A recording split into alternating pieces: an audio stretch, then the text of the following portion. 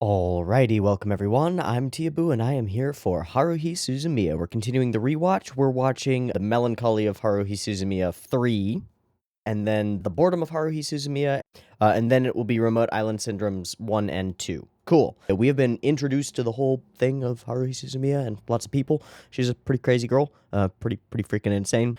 We watched The Adventures of Miku Asahina, which is probably my favorite opening episode of any show, and is definitely something that should be watched before the rest of the show. It's perfect out of context and a perfect introduction to the goofiness of these characters, and then the big teaser at the end with actually meeting the characters and understanding that this video was a thing that they made in universe and is really weird. Then we jump from there to an introduction to Haruhi and to Kyon and his perspective on life and weird things and stuff like that, and start to gather together a bit of a group, a bit of a squad, a bit of a, like a club or maybe a brigade of some kind, and are starting to do ridiculous and silly things. Then Yuki Nagato pulled us aside and told us some weird things about weird people and weird stuff, and that's where we left off. Now we get a bit of an episode in between, finding out what other stuff is going on. So again, we are watching in the downloaded order that I have. This is like the order that the episodes go by, because the downloaded order that I have is in broadcast order, but we're going to be messing with that a little bit. We'll get there. For now, just the episode that we're watching is The Boredom of Haruhi Suzumiya 1. Cool. Stop. Not cool. This order sucks. The next episode should come before this episode. Hi, I'm editing Teeaboo from the future, and anybody watching this, it's better to watch it this other way. We're going to do that instead. I'm going to fully flip the videos, and we'll see how that goes. All right, welcome back. We're good to go for episode 5, Melancholy 3, however you want to think of it. That's what we're going to watch. I've got it up. It's ready to go. Beep, beep, timer.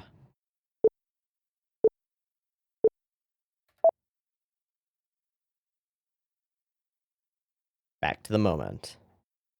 This should be first. Hey.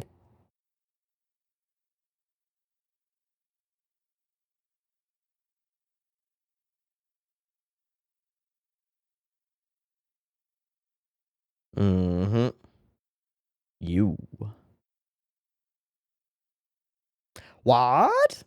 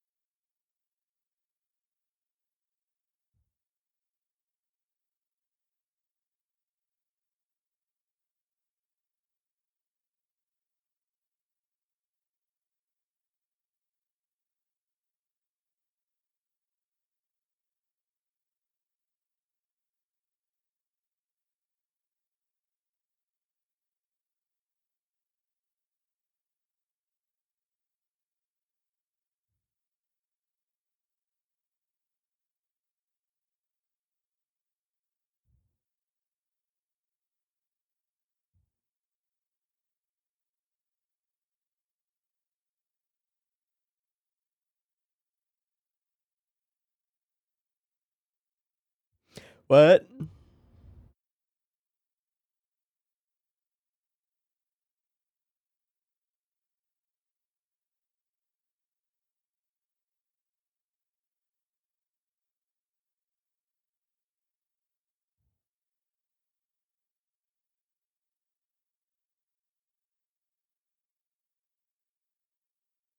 Japan.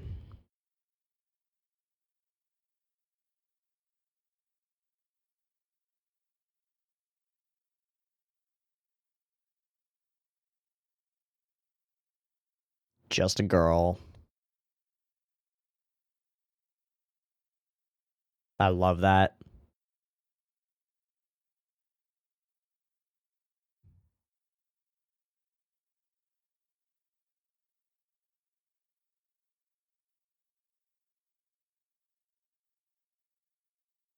Mm-hmm.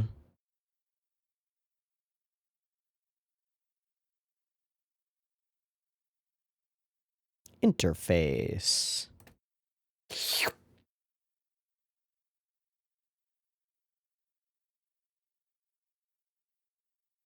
Mm-hmm.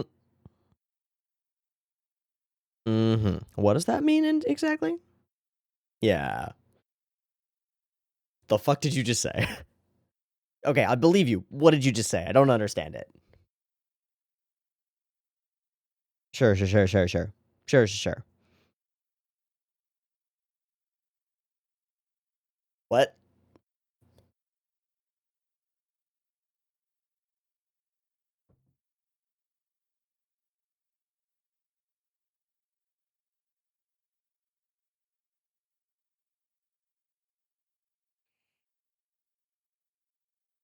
Always.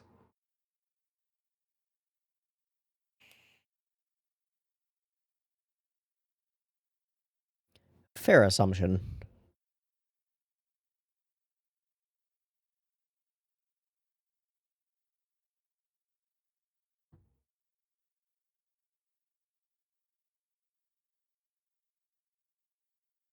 That would be very bad. Yeah.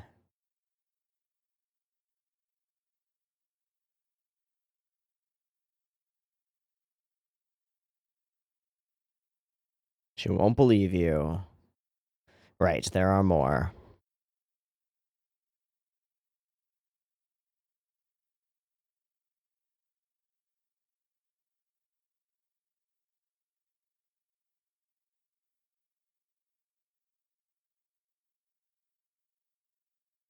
All right, I'm leaving. This is crazy talk. Insanity. Let me get the hell out of here.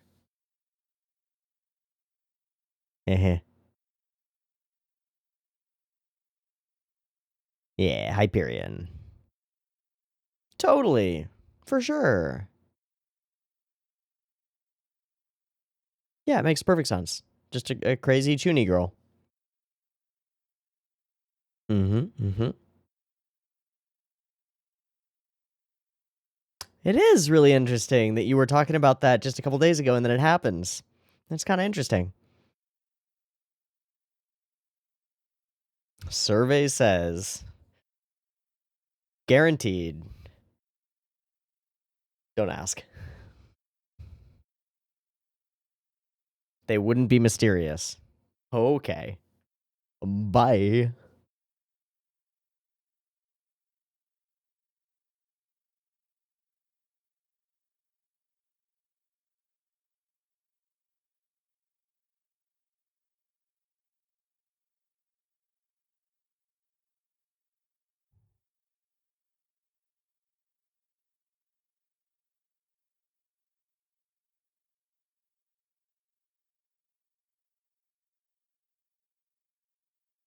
That is not a legal move.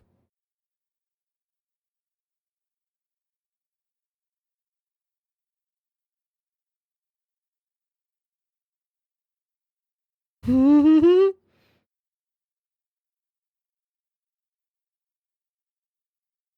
Itsuki.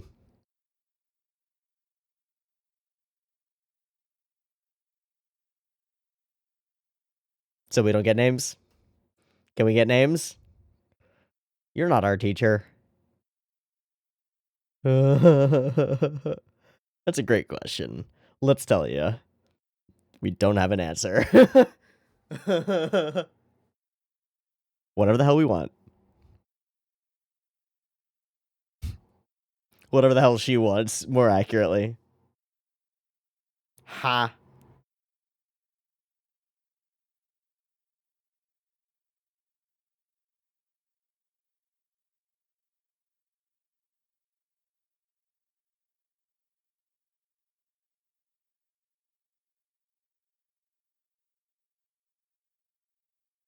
No idea.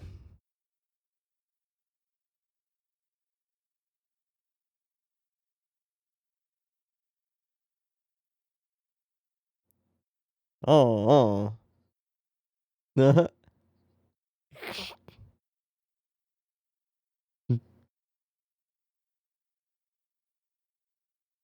Full ignore. Oh my god, Haruhi's such a bitch. She's such a bitch. I love her, but she's such a bitch. Yay!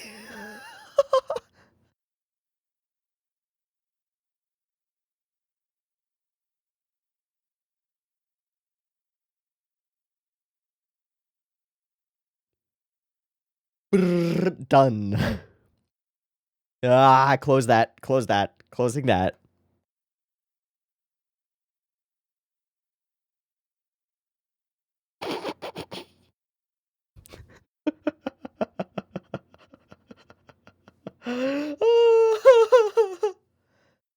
Just fully ignore, fully ignore, fully ignore.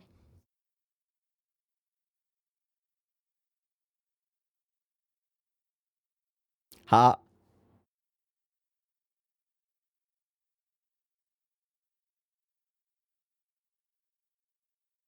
It's not. It's not. Is the answer? The answer is it's not.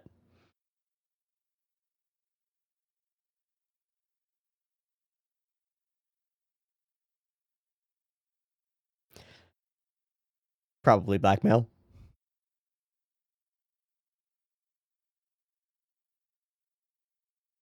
Jesus.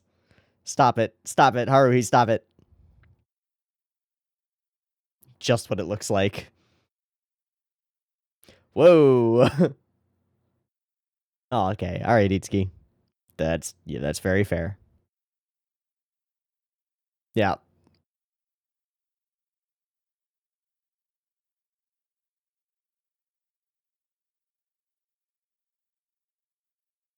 Dink. Fully doesn't need them.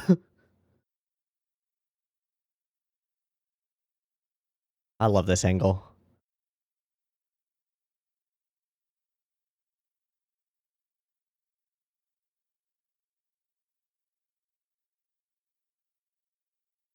It's not a huge success. It's terrifying. I think I remember why that's happening, but I don't remember. Yeah, you just have a website. It doesn't say what you do.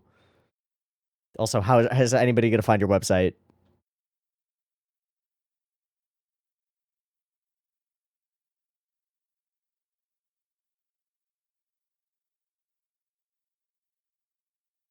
Fair enough.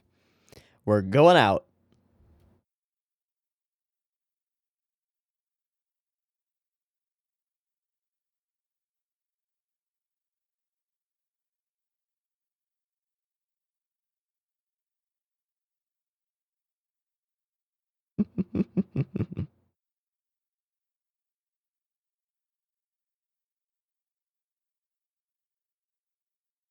Ijo.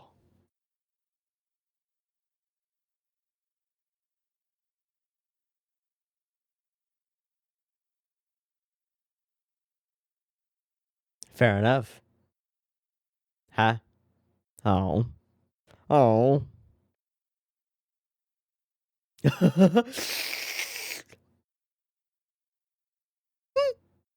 Gone. See ya.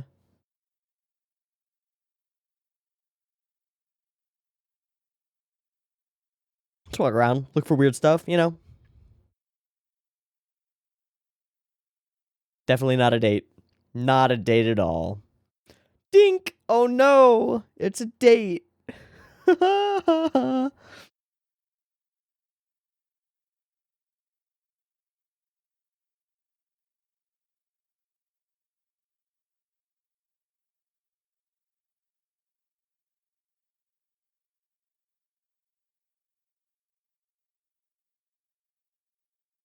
What? Serious Mikuru? What?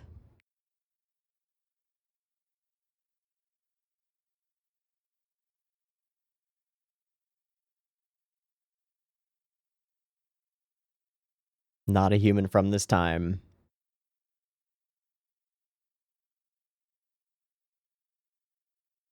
Steal, steal, steal, steal, steal, steal.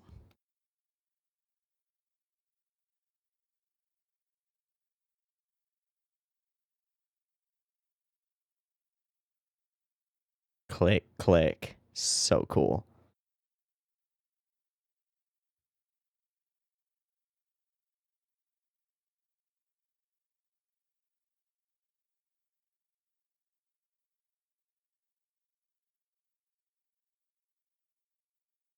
What? Haruhi.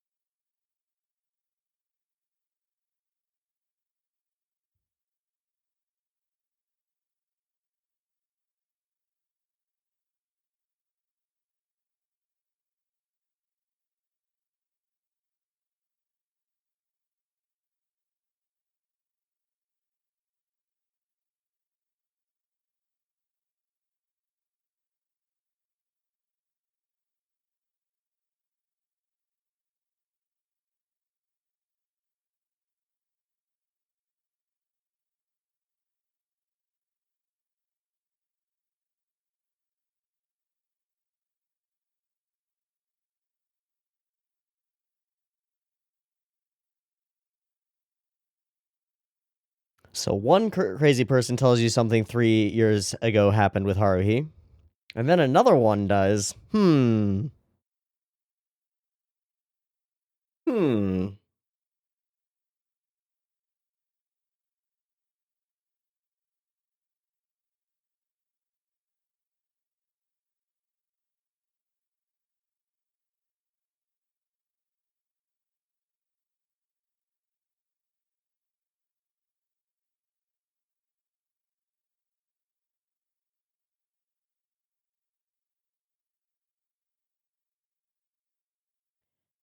Same deal. Nope. Nope, definitely can't tell you about the future.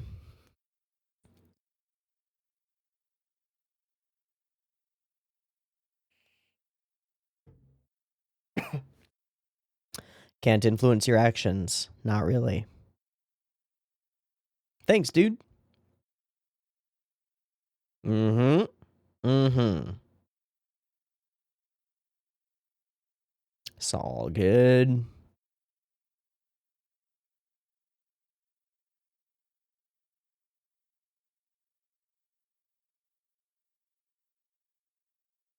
Hi, hi. I can do that because I already know. Ah.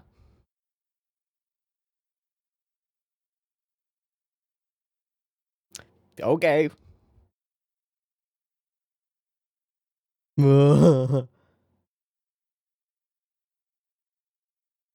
Of course.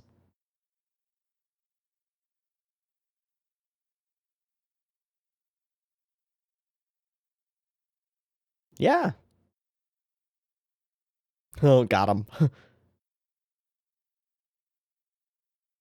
Yeah, nothing. Just full ignore. Fully ignored.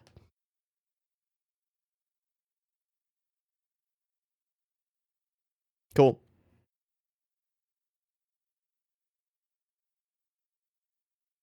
Okay, Haruhi. She inhales so hard.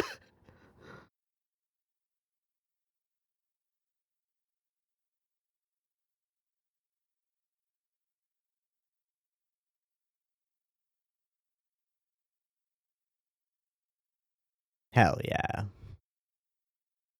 Just sort of like falls forward to walk. I love that. I love that a lot. Hold on.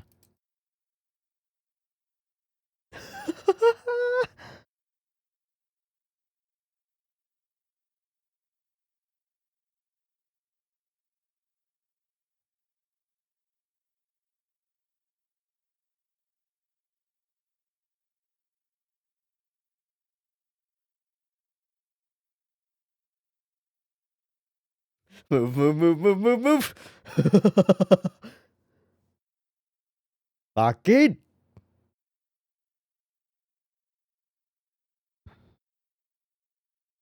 Yay. Sure, Asahina. Boing, boing, boing, bye.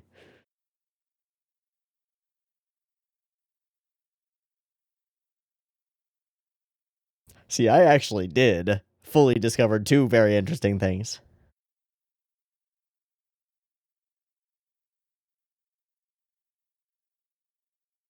What is this? This is a fucking management review?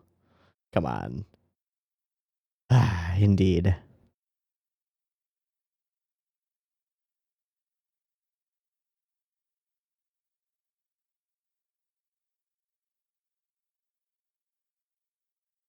What?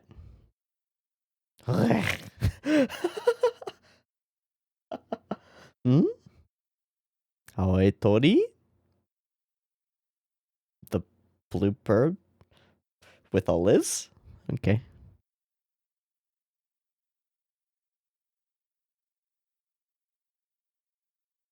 Because that's safe.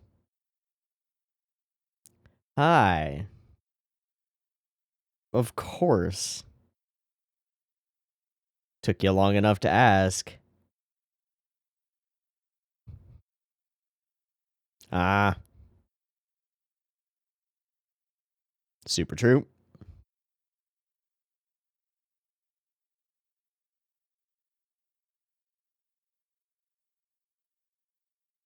Aliens, time travelers, espers. So you are literally a mysterious transfer student.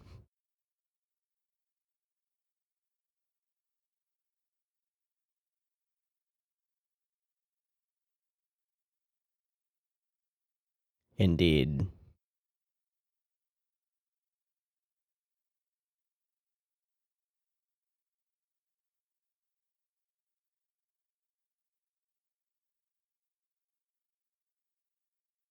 Three years again. Seems like a lot of things are lining up.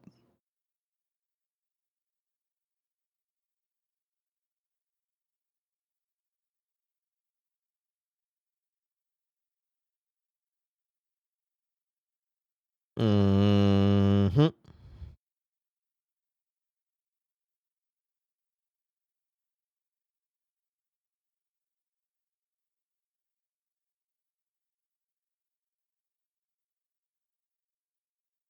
Haruhi.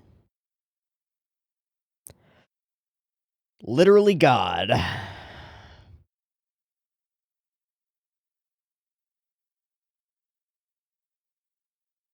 Praise.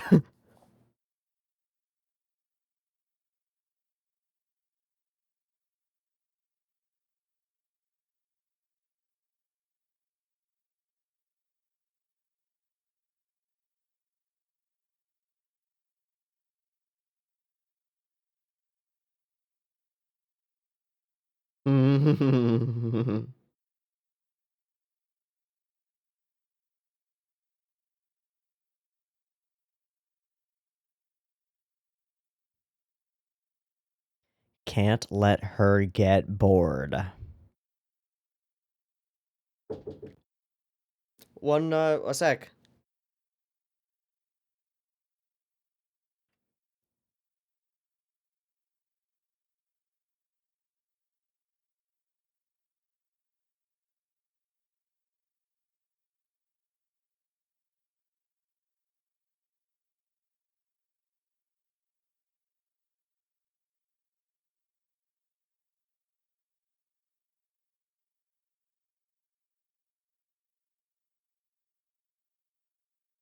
Hmm.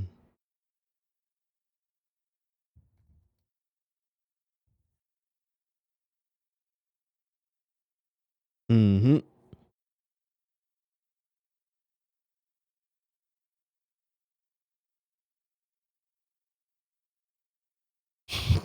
So it's just a lie. Why would I believe you? Why would I believe you?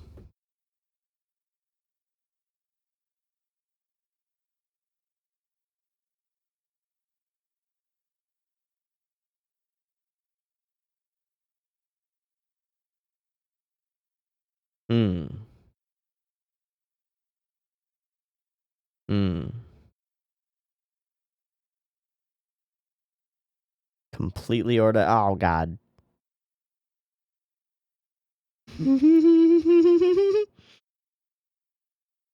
Back in a maid costume. God damn it, Haru. Yeah, you really don't.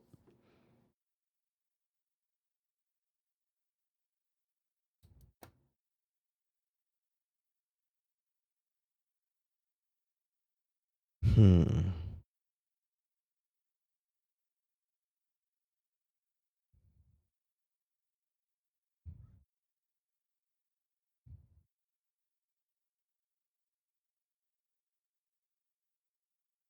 Whoa. That was really weird.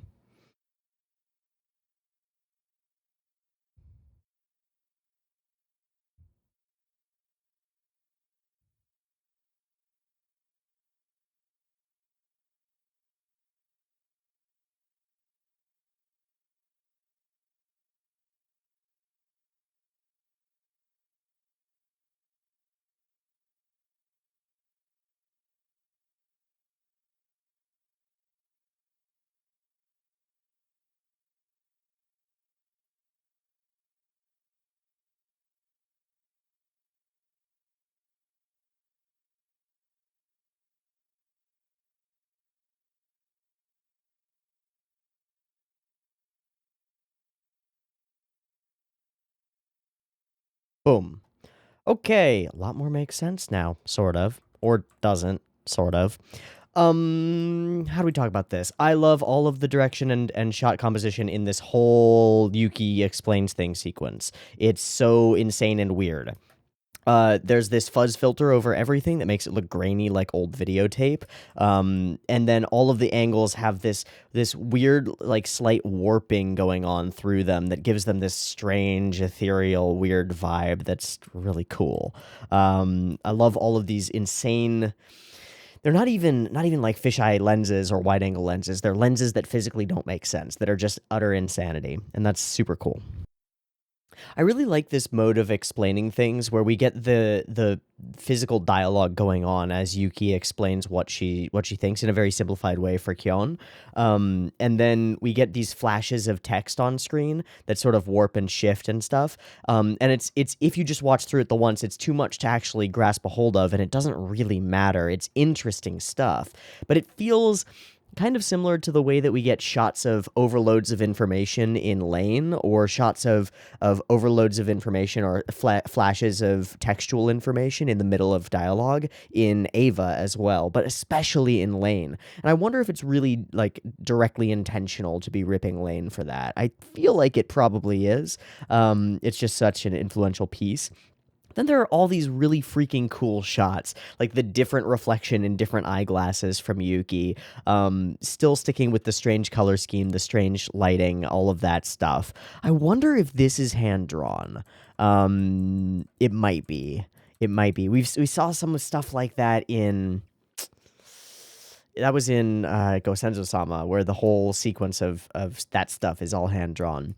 But I also really like the idea behind Yuki and behind the integration thought entity and the perspective that they would have on the whole deal going on here. And so now that we've gotten this big revelation, the first thing to be aware of, and it should be obvious, and I hope that this isn't a spoiler, is that what they're telling Kyon is true, right? Haruhi Suzumiya is herself the theoretical observer in, like, a quantum state sort of situation, and her beliefs and stuff really genuinely do shape the world around her, which are things that we can pick up on already by this point in the series. Haruhi Suzumiya comes in and first day of school says, "I want to find aliens, time travelers, and espers," and also a mysterious transfer student a little bit later.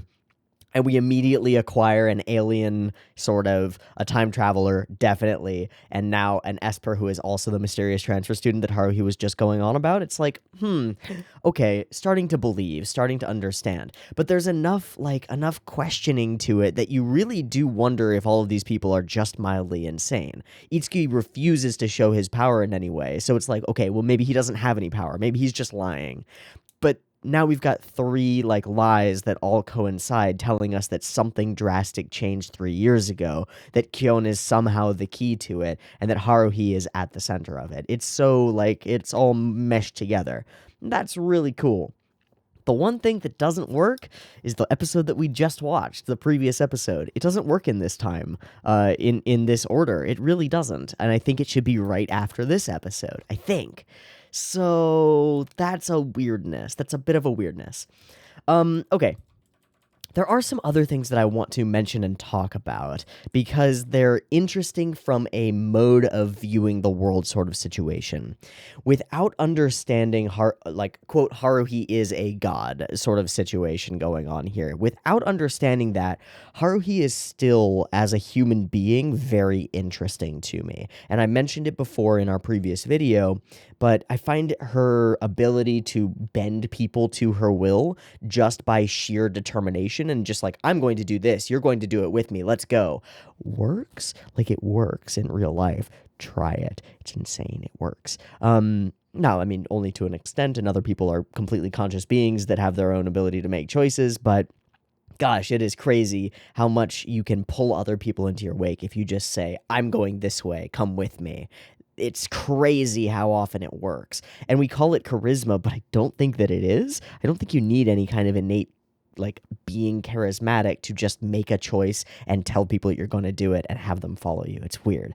Maybe that's just me, and maybe I'm wrong, and maybe I just have some of that charisma. I don't fucking know. But I find Haruhi's mindset toward a lot of things, while she's utterly crazy and she does a lot of things that cause some problems for other people. I don't like the way that she treats Miku in particular.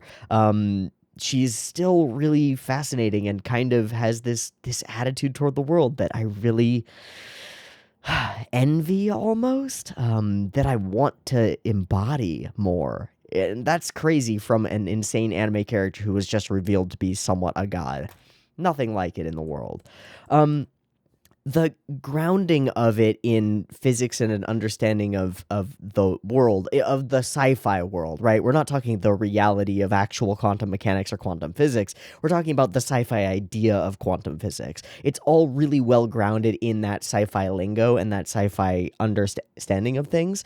So Haruhi Suzumiya is effectively the observer, and she changes the state of things as she observes them by determining whether she likes them. But she seems more powerful than that even, and that's very cool. Yuki Nagato is part of the integration thought entity, which is just a conscious entity grown out of the infinite data of the universe, which is a fascinating concept to me.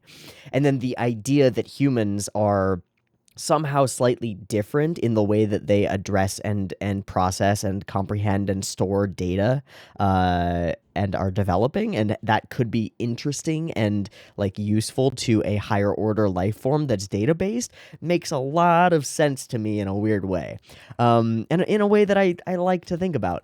I would love to know what this book is. I don't. Oh, he's holding Hyperion. I would love to know what the other book that Yuki reads is. I don't know. Okay. So, glorious moments, glorious Haruhi being amazing. Little gags like the whole Othello thing coming in here are fascinating. Like, we see Yuki puts down an illegal move, right? You can't do that. And then we move to it later, and she's very strongly and very clearly on a winning spree in Othello and is getting toward winning the game very soon, before everything gets all exploded. I like Itsuki a lot. I like his character a lot. His whole deal is just like slight smile, closed eyes, walk in places, just like, everything is good here. Yeah, I can deal with this. And I like that attitude as well a lot. There's something powerful to just being able to go with the flow in the way that he does. I guess all the characters go with the flow. Miku gets forced into it. Nagato just sits there and ignores it. But Itsuki has his own method of just like, everything is fine. And I think that's a cool character archetype as well.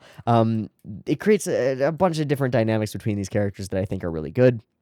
And they're all these shots. So find aliens, time travelers, and espers and have fun with them. And then shot. Why is Kyoani here? Because now we know that all 3 of those are very relevant things to the thing that Haruhi just said. So why is Kyoani here?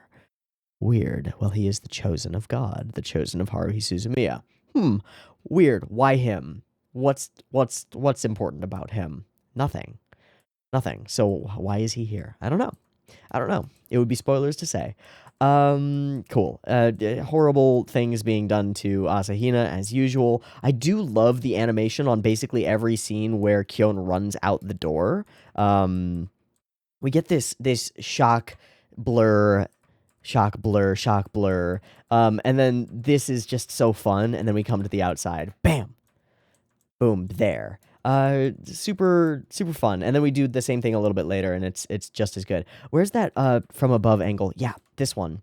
Like, this wall of the room just gets so warped and weird. Just seeing this tiny space and giving us this perspective on it as Haruhi stands up on her chair. She controls the camera, and we move up even further to see even more an extreme perspective. It's really neat, I think. Okay. So off on a thing, go into a place. I love the little because it's hilarious. And I gotta say, I love this little moment. This is such an iconic moment for me in my mind for how to animate certain things. Very goofy character suddenly runs ahead of you, stops, turns, and goes slow-mo in the turn. Slow-mo, cut closer, straight on the face, simple close-up, perfect framing, turns slowly. I have something to tell you. This is important. Cut to what's important. Something else that's very apparent in this episode is the willingness to just be like, and that part of the story is done, and we're on to the next day. I love that a lot, and I have been stealing that a lot for D&D, because a lot of the time people will be like, well, I guess we should go to this place. Maybe we should talk about this first. And it's just like, okay, you're going to talk, and you guys have a 30-minute conversation on the way to the place. You're there. You're outside of the crazy crypt that you're going to go and explore. You're there. It looks like this. This is what's going on. Stealing that and getting stories running that way is really useful to me, and I think something that's probably really useful for a lot of storytellers to hear. Not that I would consider myself a storyteller yet.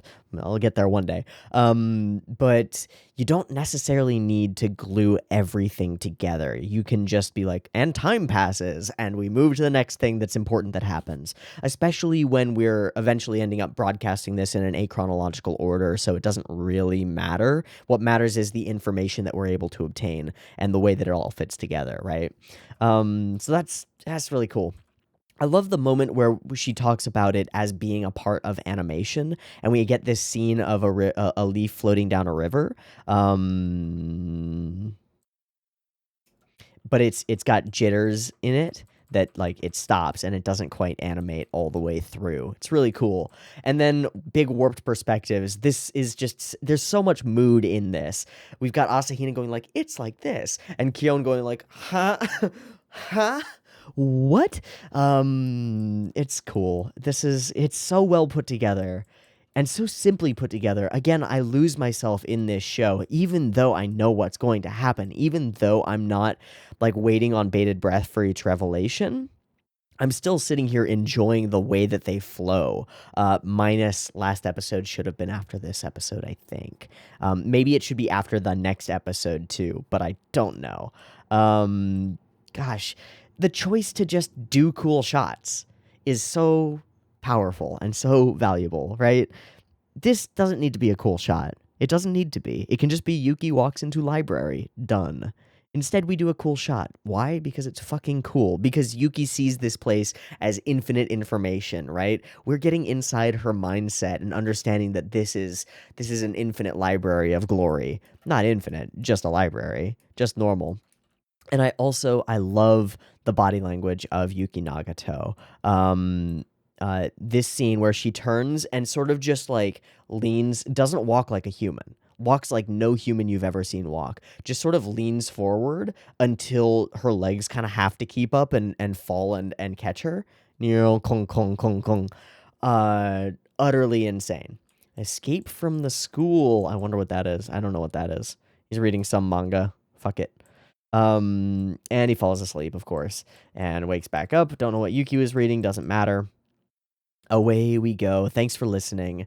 Back we are. Bam. Next day. Boom. humidity, rainy season, done, and gotta go talk to Itsuki. I love that each conversation with a different character who has different like abilities and stuff is a completely different vibe. The vibe of this conversation with usually Itsuki is partly in frame and then like partly in frame, but with these weird low angles. So instead of doing over the shoulder shots, which are the classic shots, like this is not an over the shoulder shot. This is an under the shoulder shot. This is shooting from back here. And then the next scene, this one over here from Kyoan's side, this is a below the hip shot, right? Like up from below the hip. Why are they like this? Because this is an uncomfortable conversation. It doesn't feel normal, and it shouldn't.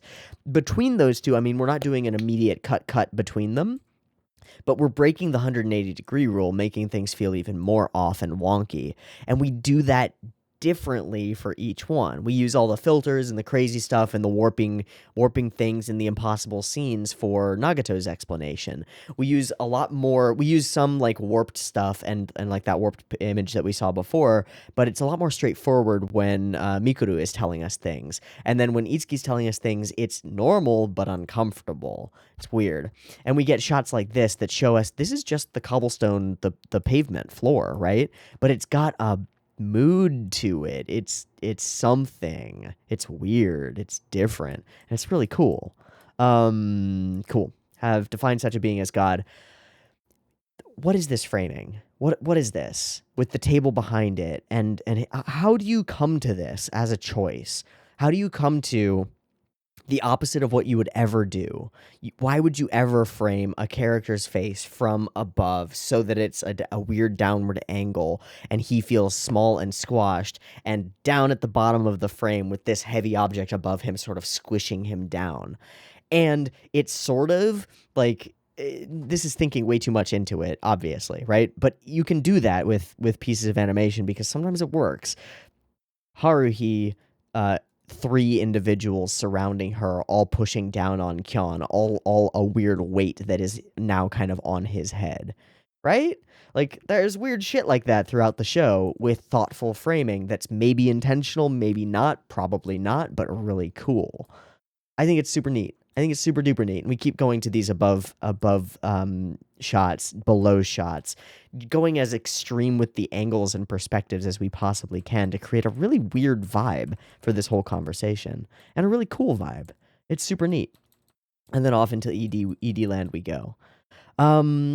Okay, cool. What else do I want to say about this episode? Because this is like the big revelations episode, in my opinion. We really find out a lot of stuff from Nagato. We find out what everybody is or believes that they are, but it's true. It's all true. What else do I say here? Ton of information hits the fan. I remember when I first saw this not being sure if any of it was true, right? Like, did Haruhi just manage to gather a bunch of idiots? I don't know. He won't show his powers, so maybe he's not an Esper. I don't know. It doesn't make any sense. I'm confused, but also intrigued. I want to know more. I want to understand, why is Haruhi this way? Why is Kyoan in the mix? Obviously, it's because of some kind of romantic something, but what? And then there's just the being impressed by the ideation here. The structure of the show, the writing, the way that everything works together creates a school club like no other, with bonds that tie them together like no other. Most of these characters have to be here because they're watching this other character, Haruhi, for their own reasons, and thus we justify all of the insanity that occurs in the show. At least I think it justifies it. They will go along with Haruhi's insanity because they think the world will end if they don't. So the whims of one high school girl become the word of God, and everybody has to go along with them.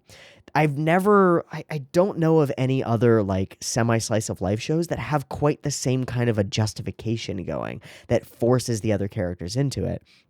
Even my personal opinion, probably best slice of life school club type show, K-On!, each character has their own motivation for wanting to be in a club and do things, and most of the motivation is because it's fun.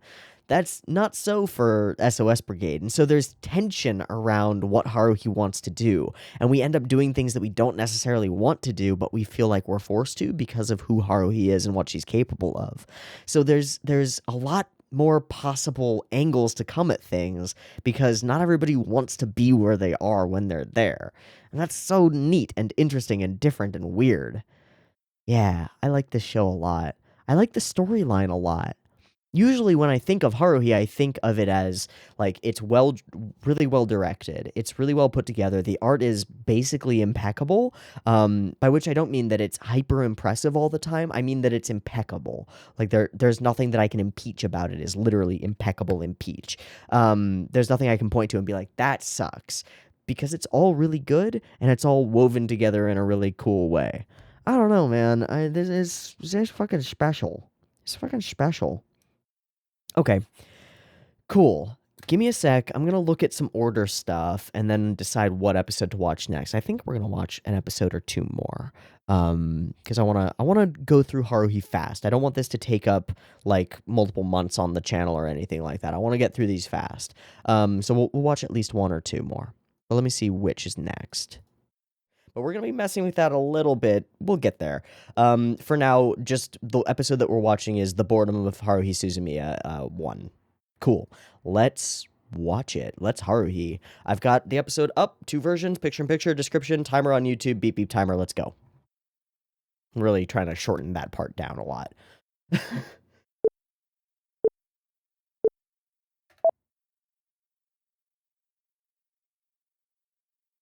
I got the right audio track. Subtitles. Yay. I will drink tea.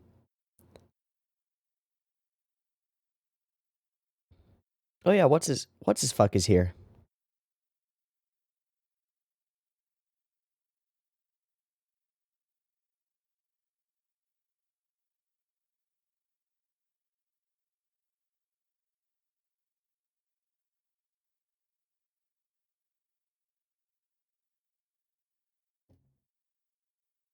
What's she reading now? I assume they're all, like, good sci-fi novels.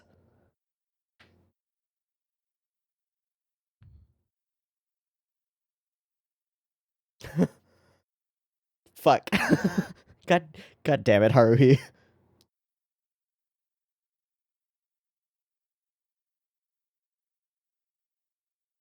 Oh, it was brief. Pain. Yeah.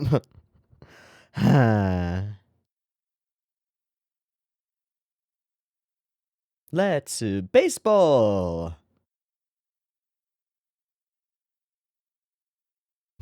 Sorry, anytime there's baseball in anime, I can't help but think of JoJo's. It's just what happens.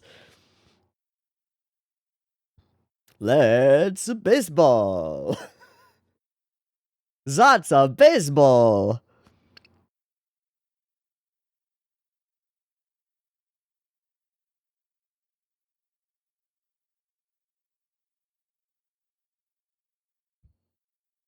I do believe.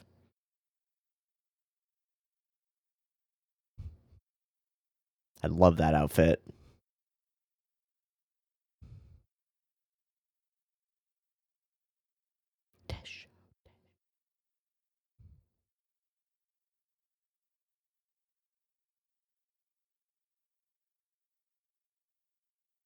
This sequence blows my mind more every time I see it.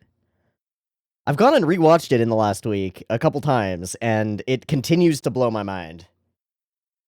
Specifically, the Haruhi running big sweep around her, all the characters sweeping through sequence. Amazing.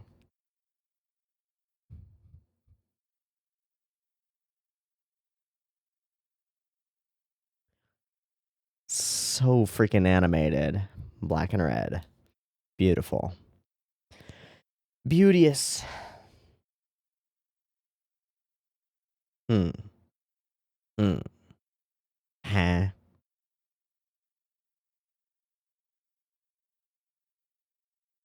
Us.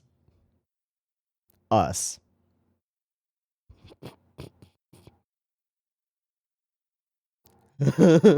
Complete ignore. Yep.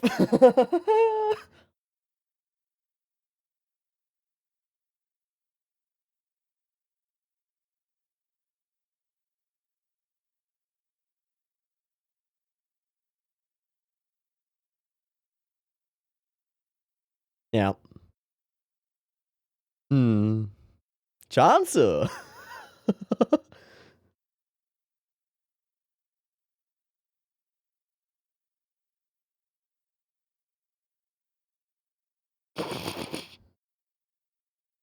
Fucking headlock. Say it. Say baseball's a good idea. So horrifying. Out cold. Yeah, he's having fun. Nah.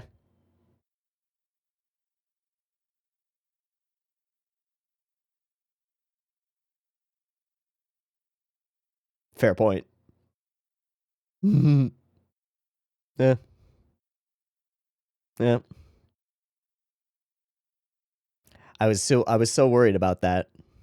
Great. Blackmail.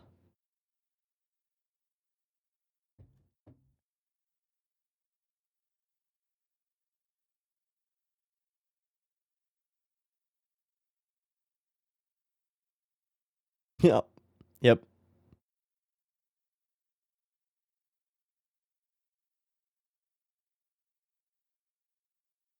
Done. Okay. Hmm. Hmm. Great questions. Of course. Definitely just a person you've met from class. Okay.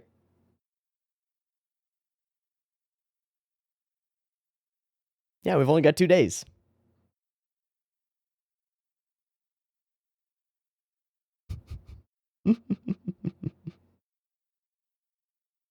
Ta. She's fucking crazy. Fully insane. Yes.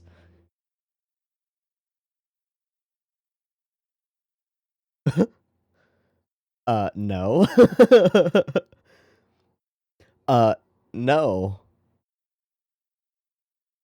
Yep.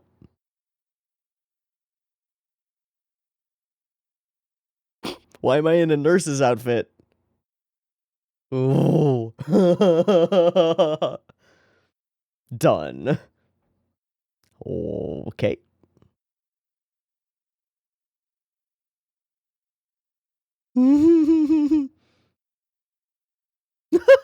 Whole timing to see. Fucking assholes. Ah, he's great.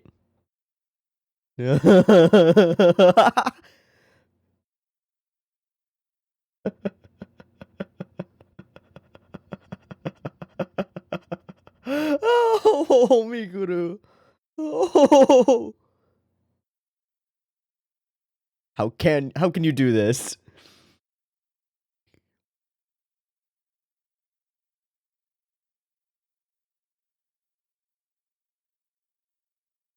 I don't know what you mean.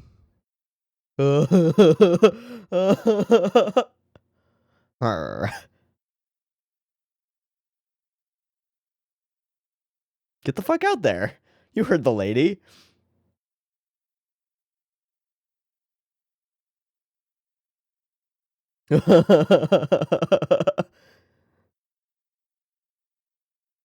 Indeed. Eh.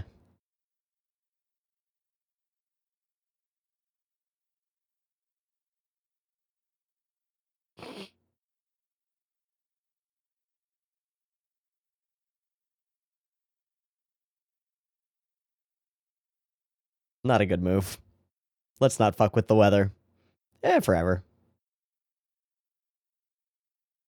Worth it. Worth it. Screw it. We don't want to play baseball.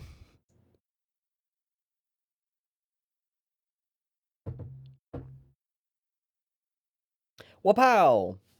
Fuck any timing. Just we go there. We're there now. I love it. Hi.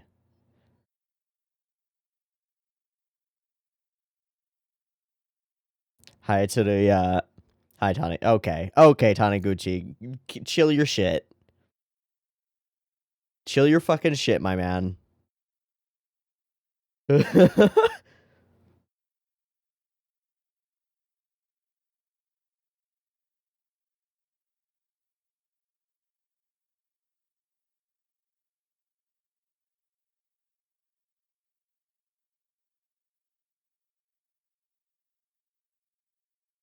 True.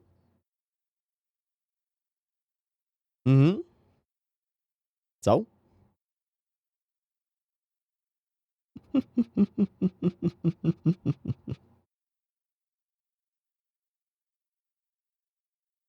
Totally possible. No way to win, but it would also be amazing, wouldn't it? So confident, yeah. Hey, yeah. Just a random bunch of ingrates. Meh.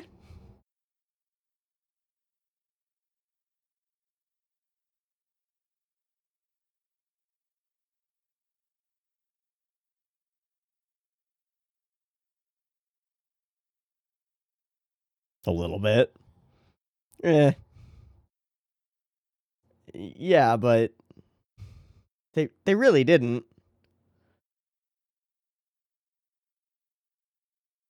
Mm-hmm. Not a very fair democracy.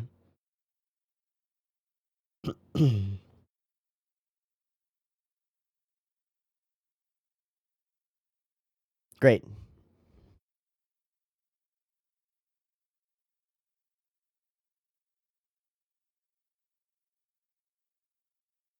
That bat is really fucked up. Ding! Homu. Almost.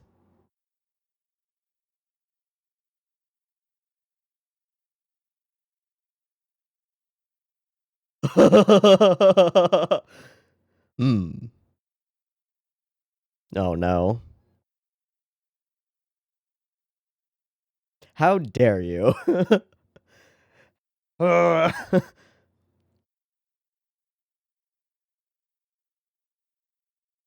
Totally. Bye. You are an abusive individual. Okay. Yeah. He'll try. Yeah. Nope.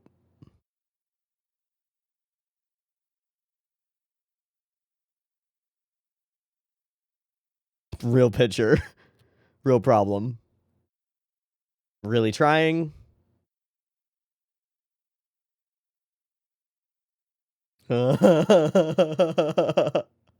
So mad.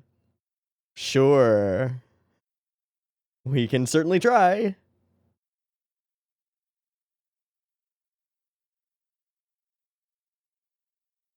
What the fuck? Wait, what the fuck? Hmm.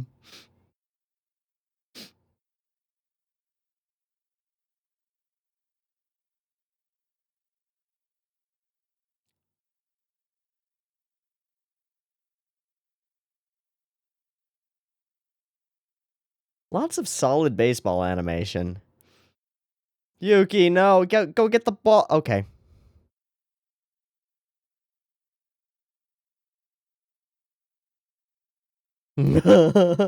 Kong.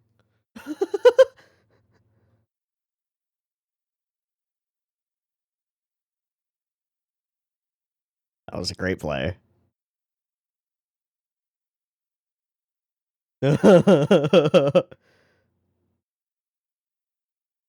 0-0. Oh no. Hmm. Hmm. Fuck. Damn it.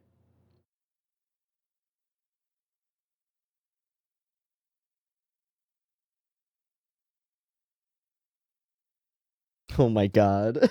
Oh no.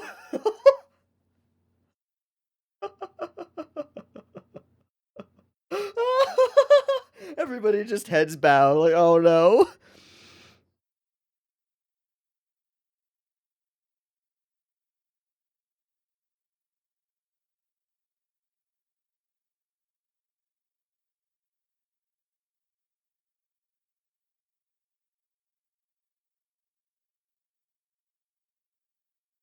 Thanks, Haruhi. This is horrible.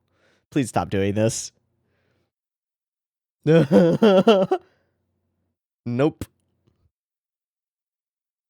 Thanks, Haruhi. Uh-huh. Chillax, dude. Secret weapon. Oh no! Chef! Zero chance. But you know. Oh no! What are you doing, Haruhi?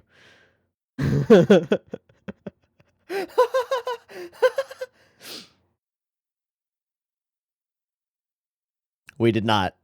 Absolutely not. I don't know what that means. Yep. Mikuru definitely doesn't know what that means.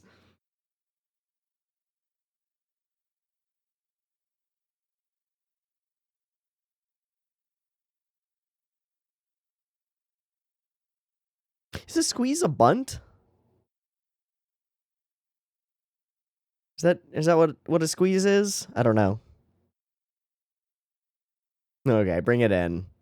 Hey, nothing. No, Haruhi, you're not allowed to do that. No.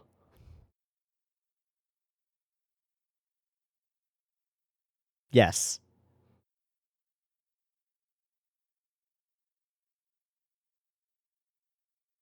Hmm.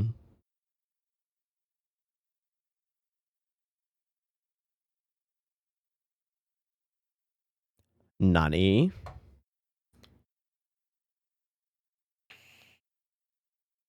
What?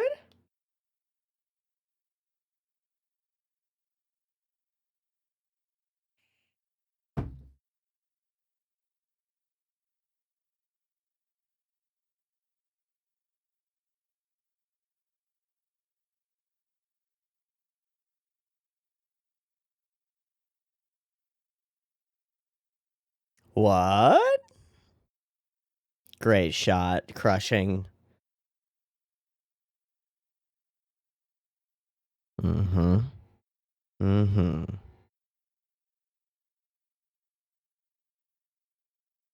Mm-hmm.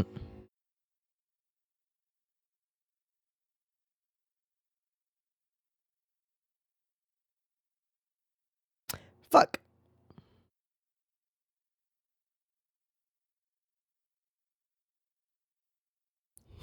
The fucking music coming in.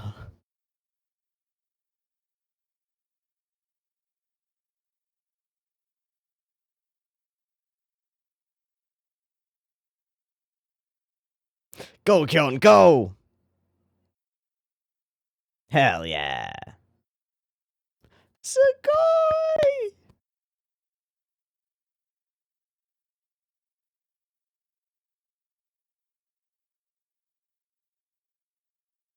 You got real close to me.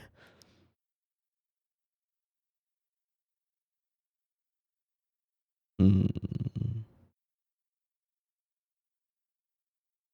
Hmm. Puzzle pieces, puzzle pieces.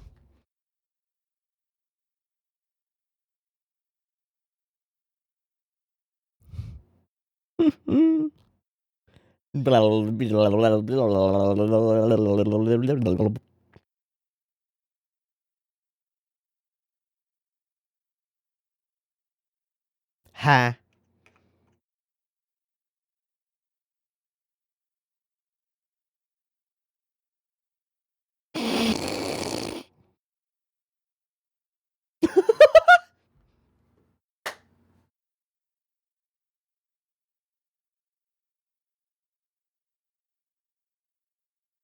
Hmm.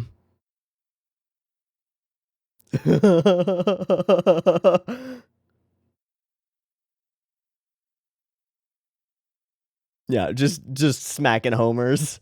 Impossible. Yeah.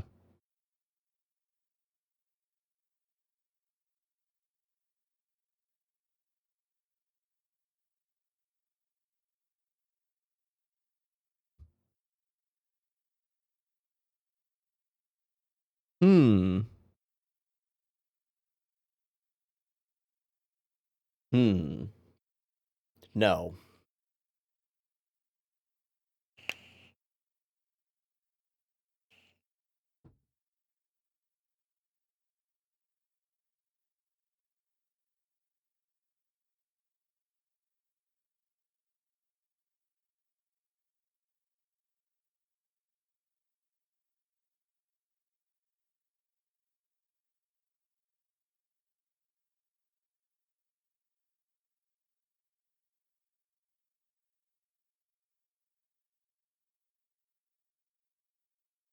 It's a good play.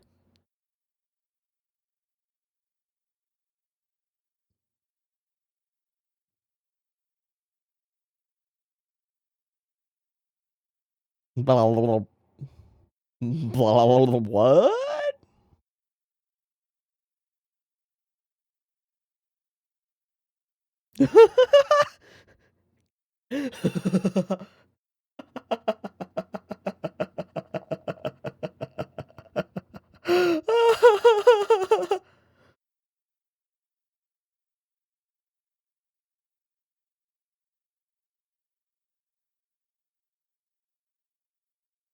Ah. Hey.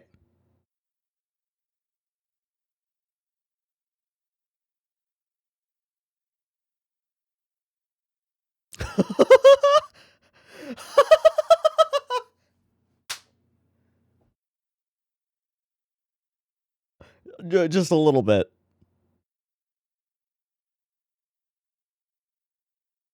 Super bogus.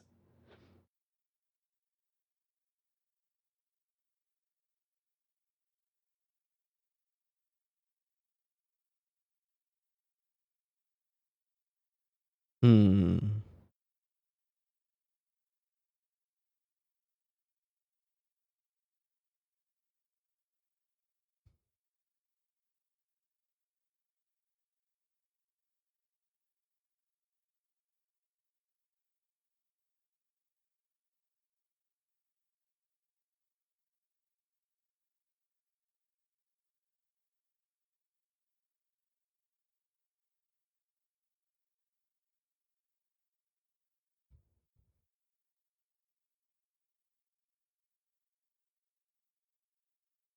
Sorry, we cheated a lot. Can we have that magic bat, please? It seems magic. Ha. Hmm. Good luck, guys. You bought just a baseball bat.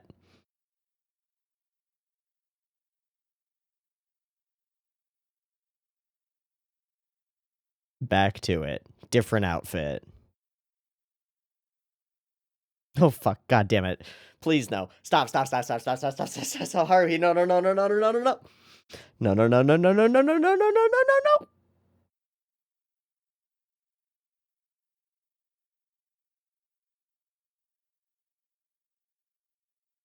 Okay. I'm not sure if I like this order. I think I like the next episode before this one more. Because there's too much in this one that is clearly referencing things that have already happened. So I think this is a fuck up on the broadcast order. Like it's interesting, but I'm not gonna claim that like the feeling of it being puzzle pieces outweighs understanding what's going on in this situation.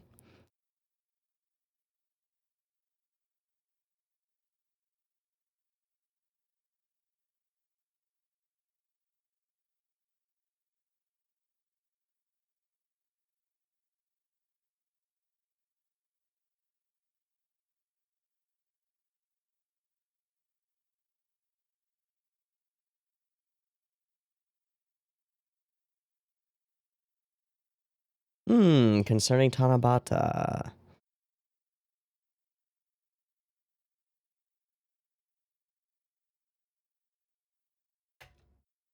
Cool. There goes that episode. So that's 4, which is Melancholy. I'm sorry, The Boredom of Haruhi Suzumiya, and then we get into Melancholy 3.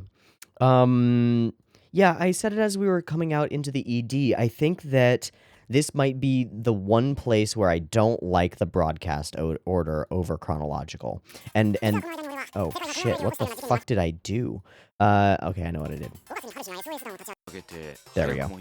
I think this is the one place where I don't like the broadcast order over chronological because we need those revelations that we get from Yuki to understand most of what's going on in this episode. I think it's just these two that should be swapped.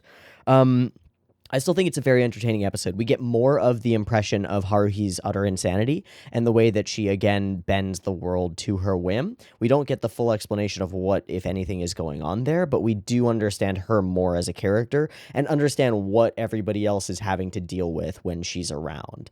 But we reference a bunch of things that haven't been seen yet, and I think that's a flaw in the order more than anything. So this is the way and the order with which I've watched Haruhi before, and now going through it this way again, I'm recognizing that there's a lot of stuff in this episode that doesn't make sense. And it doesn't make sense in a way that's like, ooh, it's super mysterious, I wonder what's exactly happening. It makes sense in a way that's like, I should know what's happening here. And I do, because I've seen the whole show more than a couple of times, but now I'm recognizing that this is a flaw in the order. That said, this episode in and of itself is quite entertaining. We are forced to enter into a baseball tournament, and then we do. We use every trick in the possible book to make this shit happen, including literal magic and also distractions using Miku because she's cute, and so they put her in a short skirt, and all the boys get freaked out. Nice. Moments like Haruhi trying to make signals to Mikuru and not making any fucking sense. Wonderful. Moments like Mikuru like dives and all of the guys dive to try and look under her skirt is, I mean, it's creepy, but it's also a great gag. This is a fun episode. It doesn't stand out to me a lot as a super duper ultra great episode of Haruhi Suzumiya, although there are some sequences that I really like the framing of. Kyon bent back, like leaning forward, crushed by this dark shape of light above him is nice. I like that shot a lot. This one's a little bit different because of the way that it's framed, and that's really cool too.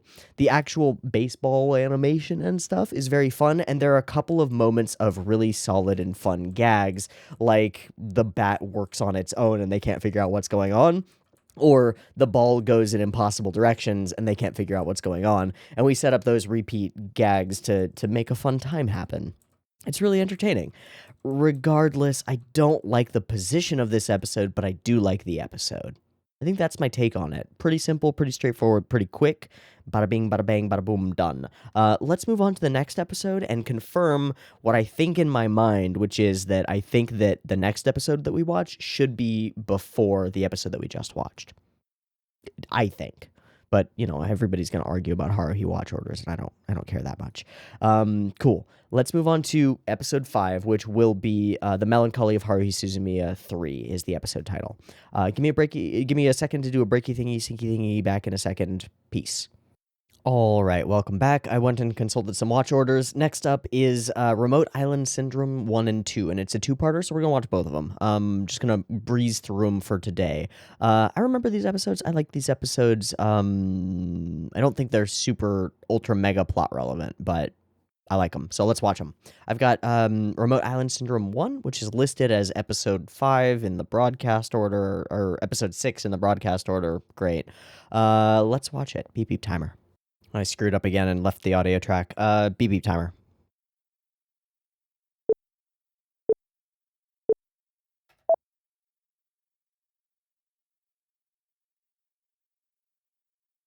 Honto desu yo. Mm-hmm.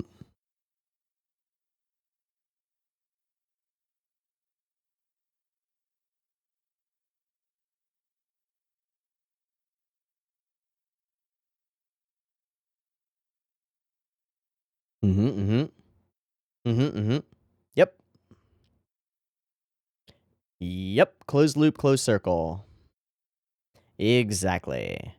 Exactly.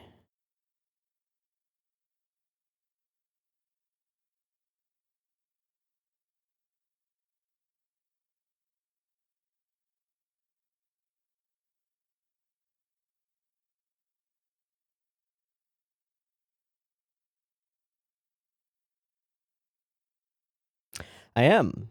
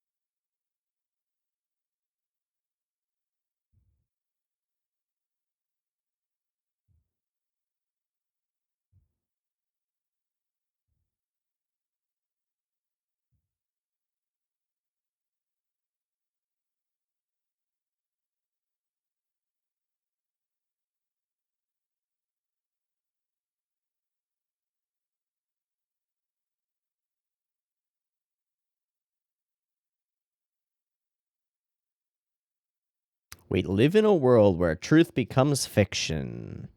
Dreams are what make you strong. I believe it.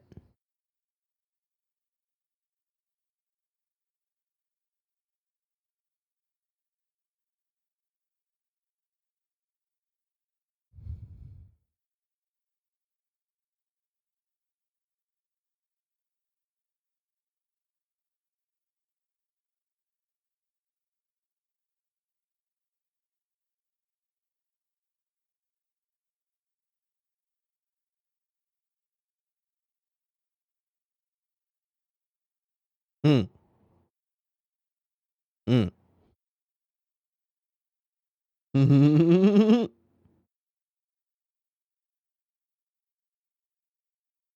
No, but you're here.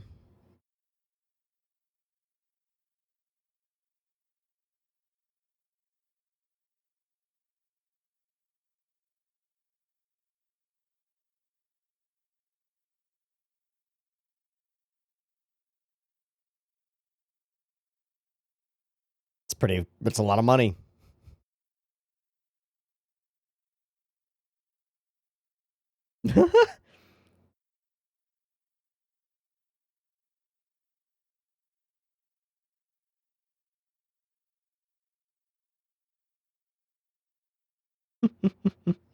Just going with it.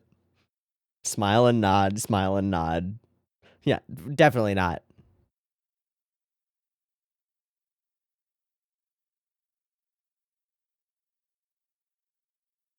I love that shot. Ultra detective. Hell yeah. We Conan now. We Conan now. They certainly do.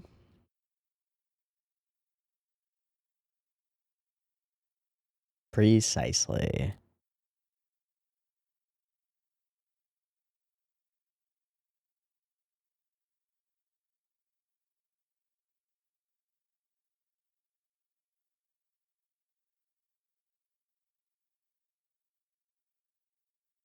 She certainly did. And it turned out that she has encountered a bunch of them.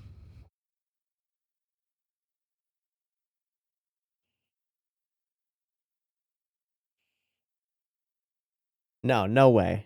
No chance.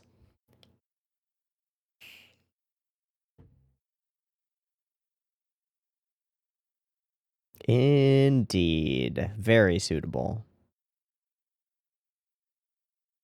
The world where reality becomes fiction, perhaps? Especially an ultra detective. Mm-hmm.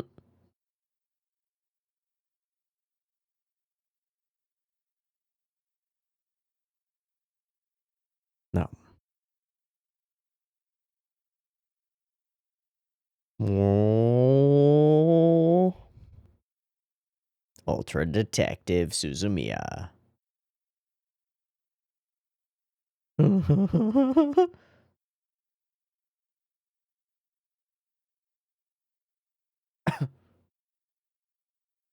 Oh yeah, the sister's coming.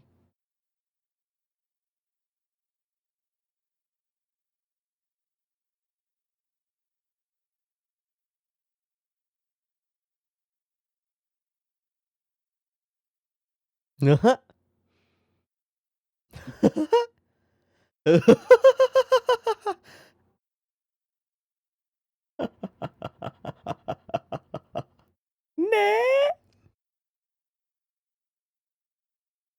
All worth it. All worth it. That's a long ferry ride.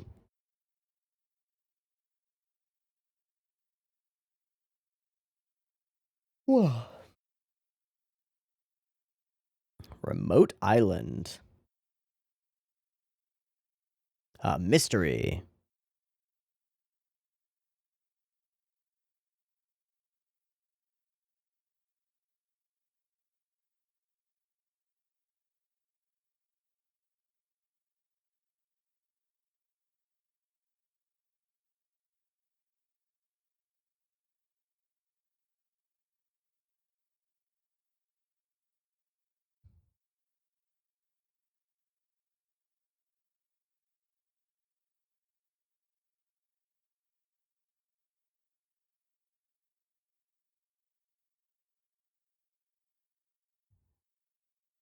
God damn it.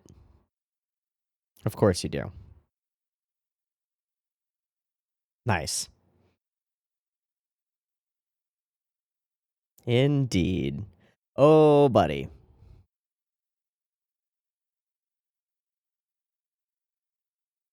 Take it, take it, take it, take it.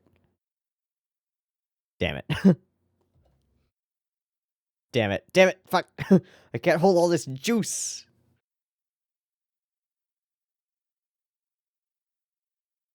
Let's hope not.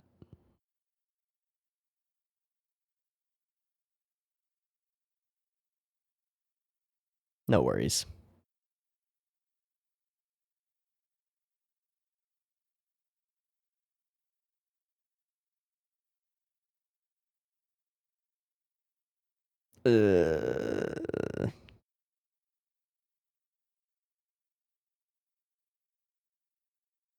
Okay, Asahina.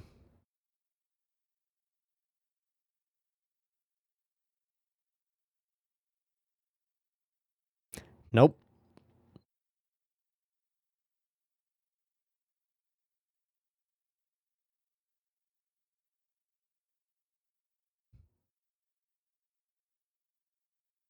Super important. I love the color.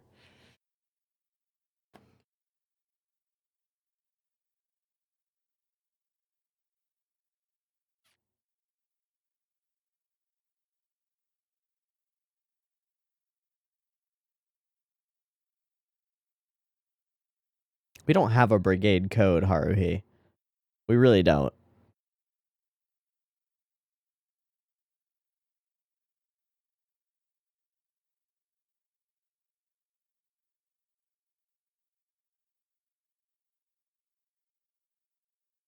Just an island. Fucking Haruhi's walk.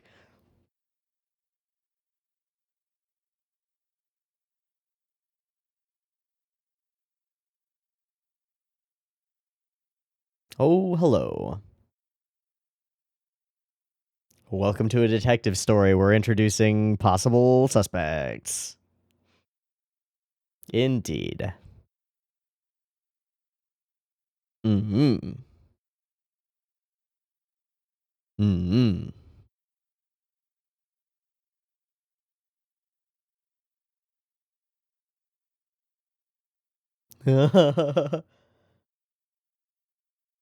You already took 6 hours to get here by ferry, so...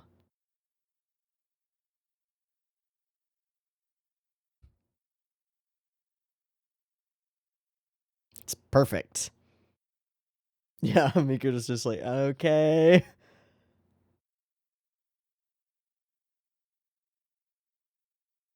Pretty neat. Pretty fun.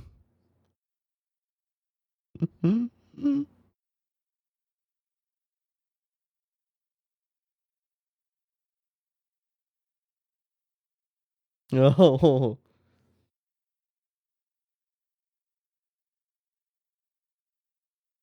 No. No. Nope. Yep. Impossible. There's gotta be something going on. I'm sure these are all specific references.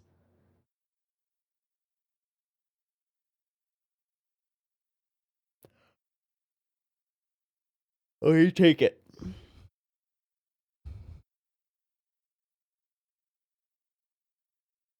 Sweet. Yep, it's just a normal building. Totally normal.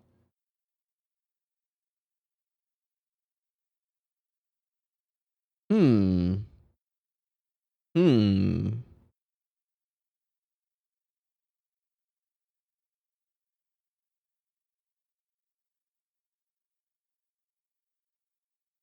Suspect. Suspect 1, Suspect 2, Suspect 3. Maid, butler, random younger brother.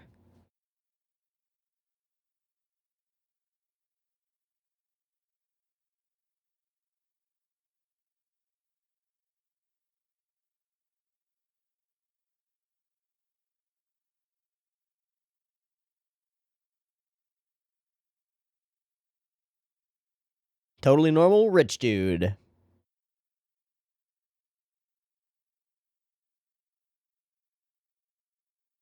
Hell yeah. Super formal for Haruhi. You're not fully insane. Weird.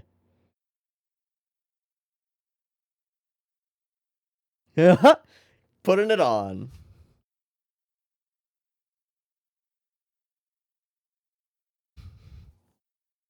Look, the mystery finds you. You don't go out and find it. Yeah, little pause.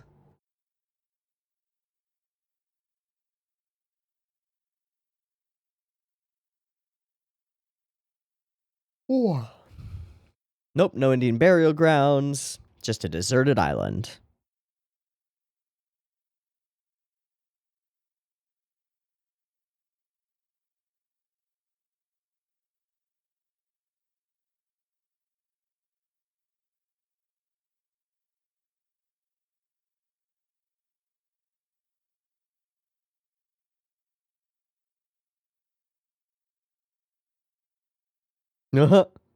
Hi. Such a great breakup shot.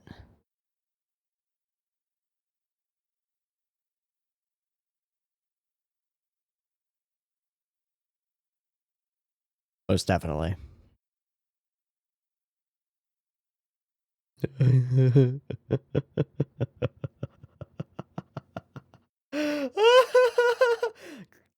Praise the shot. All right.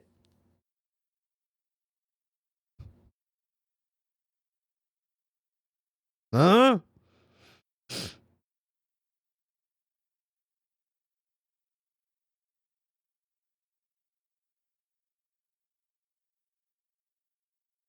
And off we go. Can't truly be wishing for someone to die.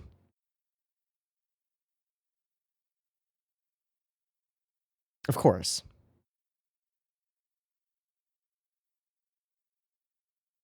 Hi, Yuki.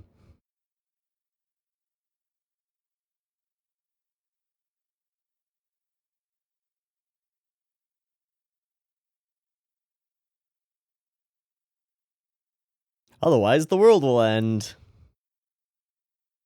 Jesus.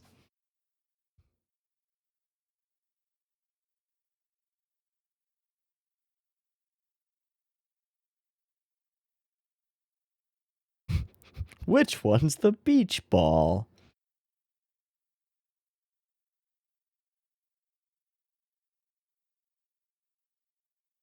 Water skiing with a fucking book. Yuki, no. And evening comes.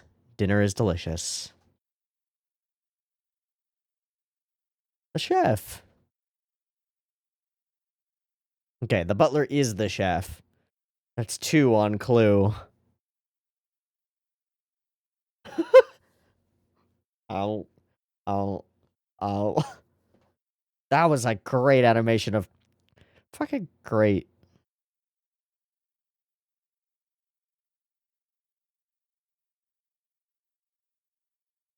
Why are you sweating?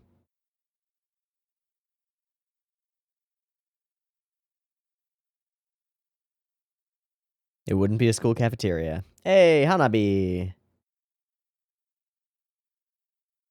Bam, bam, bam, bam, bam, bam. Get away from it.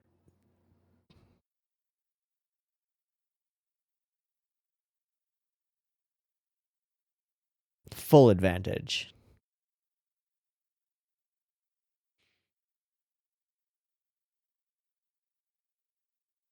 But then... Closed circle. Closed circle.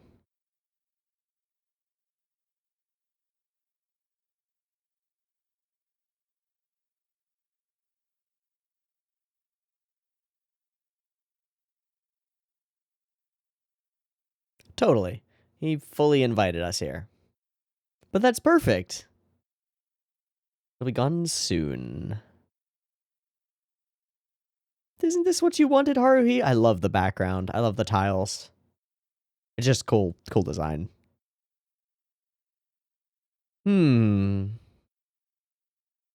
It's like it's exactly what she wanted.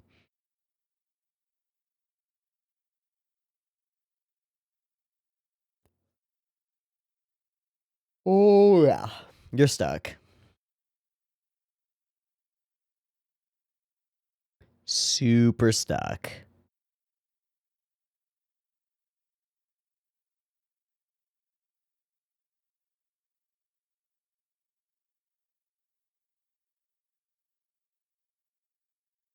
I feel like that was a reference to something.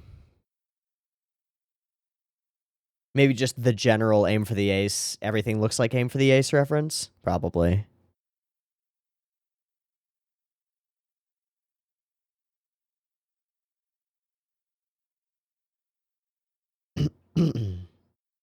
Fuck.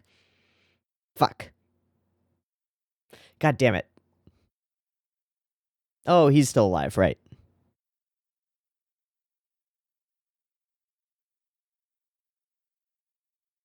It tells you beforehand that it's going to be a detective story, so you're watching it like it's a detective story. Like, what's going to happen? Who's the mystery? Who's being weird?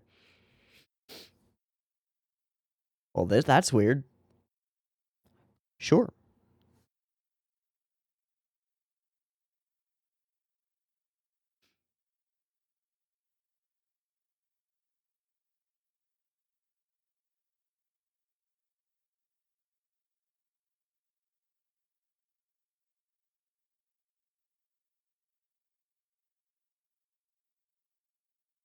Osama game.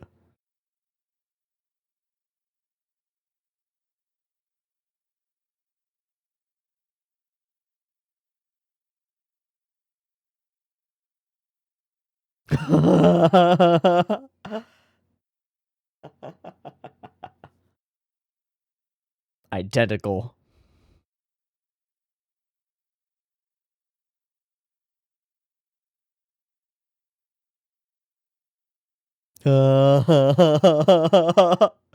So mean. So mean. Okay, it's one.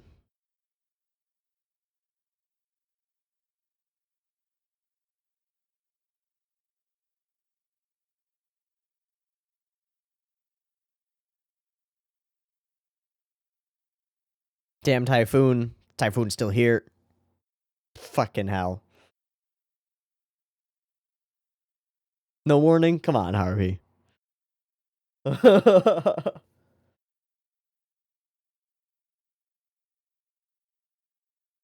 Hmm.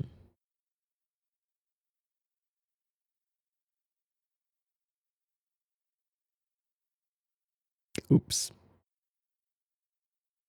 Just gonna ignore the pillow. Missing.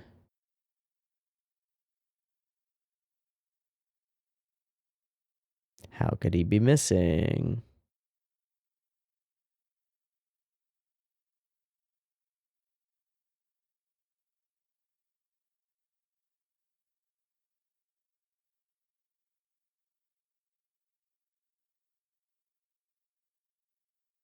It's locked.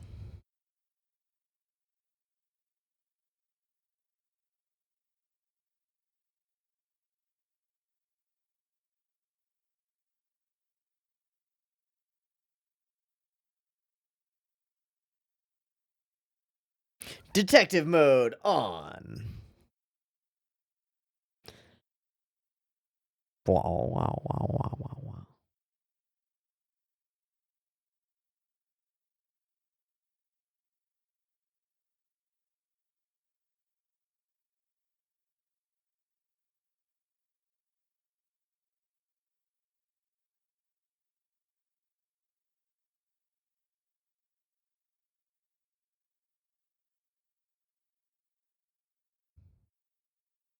Ha! Wasn't it a pull door?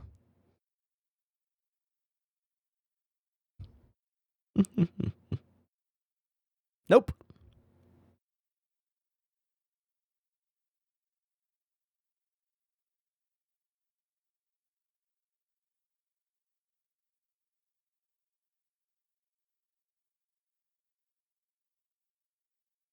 Murder most foul.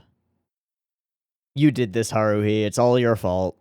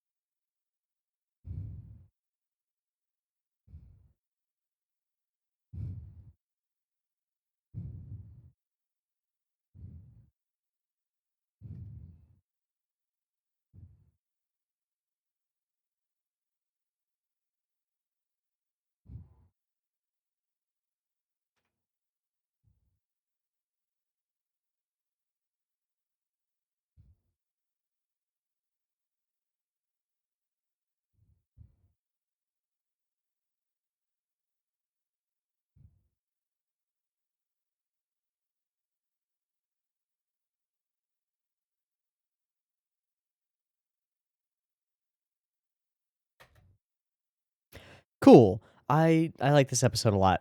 For what it is, I like it a lot. As a setup for detective mystery situation with a meta context and the whole Haruhi-ism, it's really neat. Itsuki's whole vibe is so chill all the way throughout the episode. Haruhi is utterly bonkers, going off in different directions constantly and yanking people and dragging people along with her.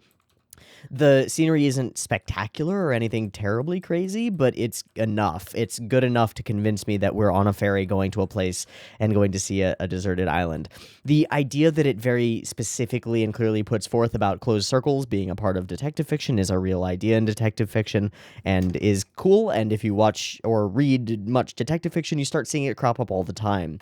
It's a great narrative tool for ensuring that the reader can understand who the potential villains are or who the potential like suspects actually are, by limiting the scope of an environment and the scope of who could possibly do whatever during whenever whatever happens.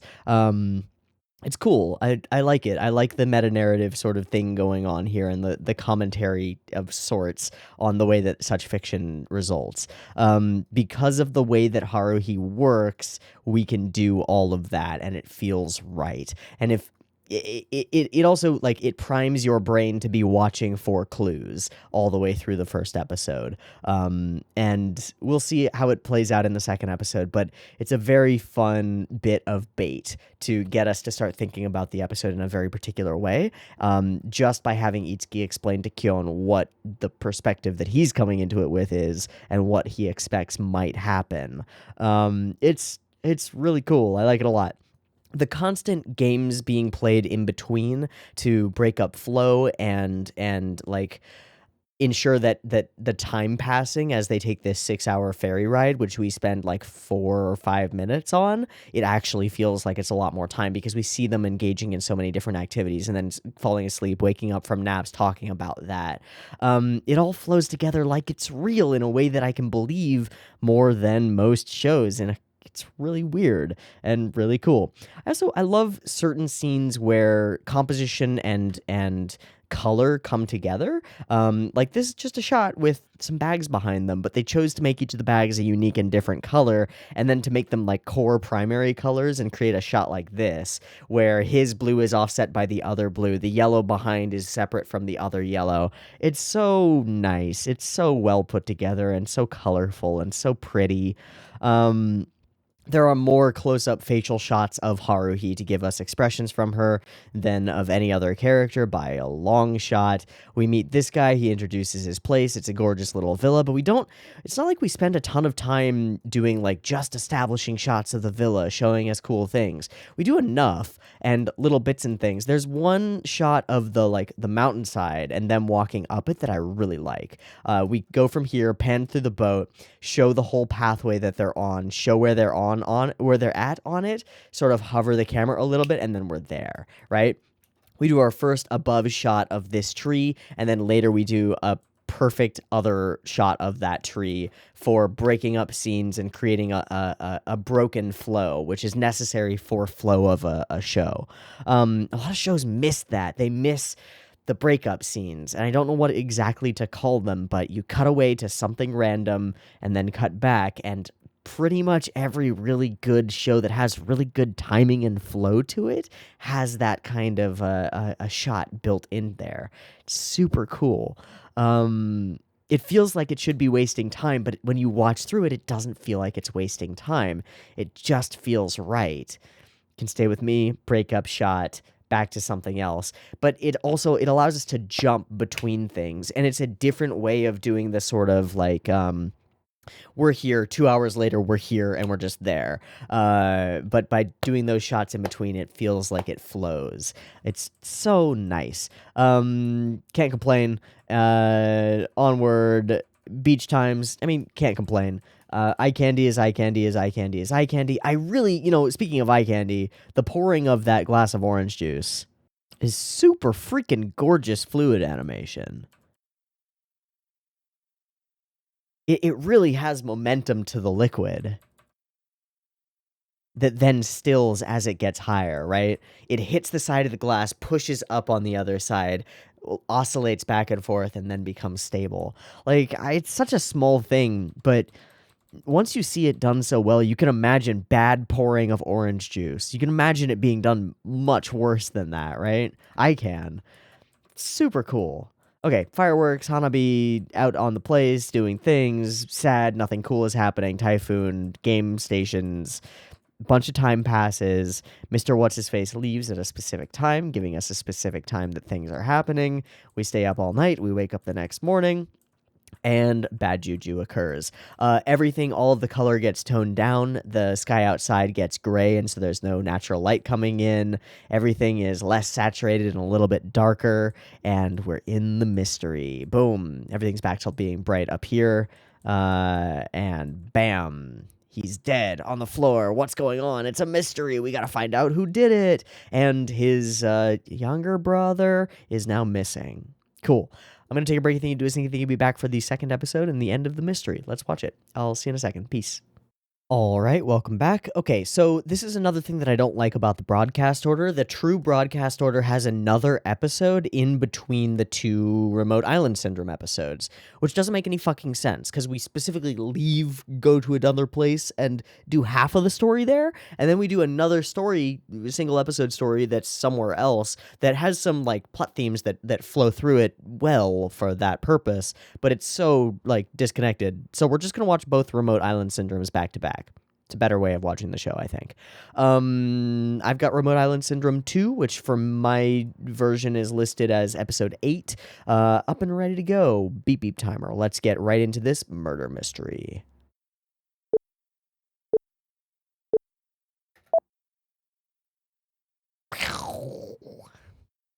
Wow. Wham. Boom. Wham.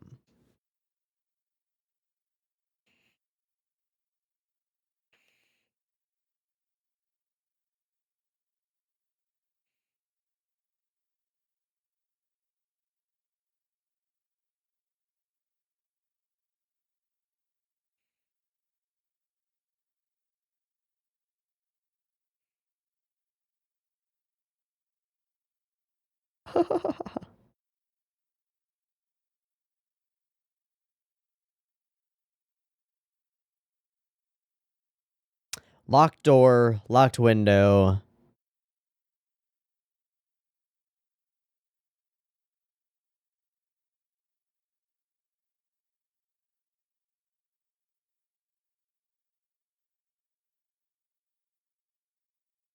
Open and shut case, baby.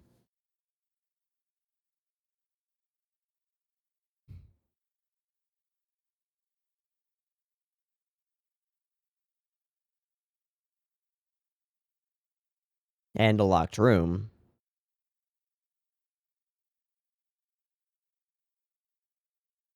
Cool spinning shot from above. I don't know. It's impossible. It's magic. Ice on the floor. It's always blocks of ice on the floor.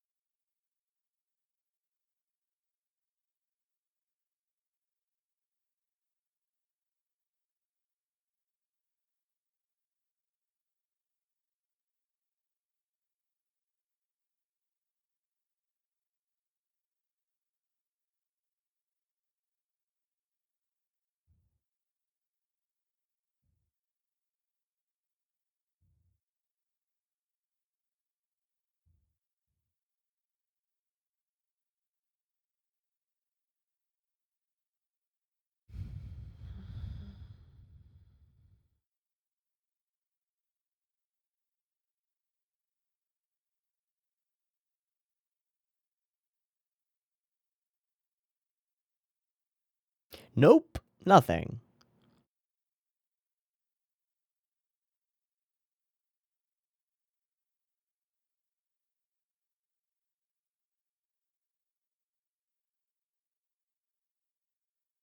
Mm. Mm. Love the doorway.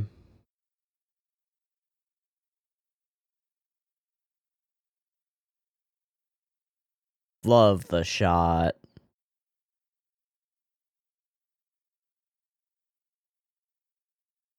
Except you literally did imagine something like this happening.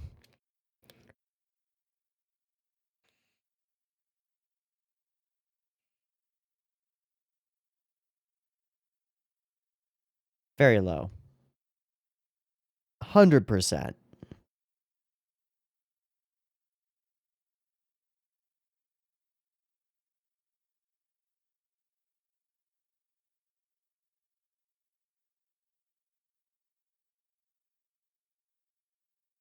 Mm-hmm.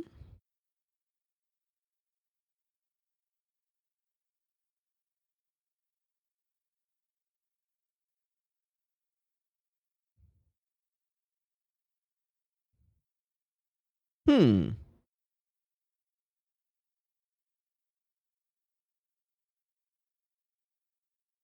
More clues. More clues.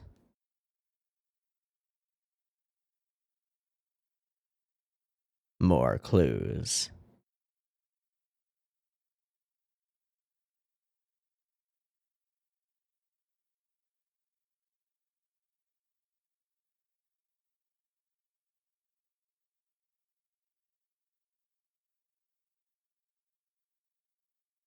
Can't get here.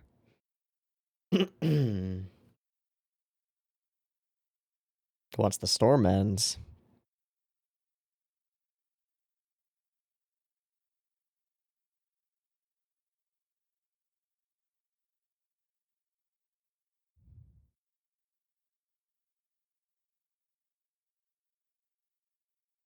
Right. Same reason.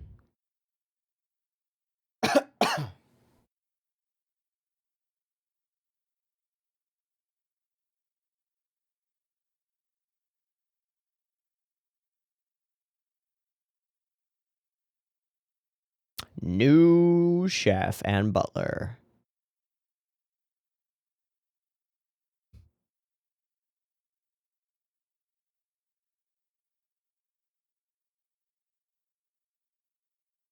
Weird. Super weird.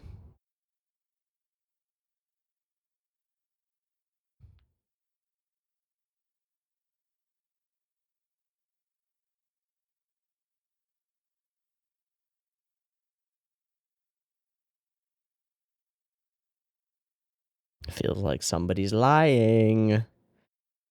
Feels like somebody's lying.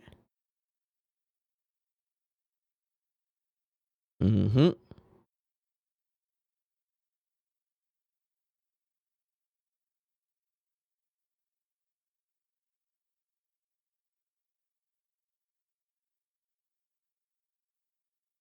What? In that weather?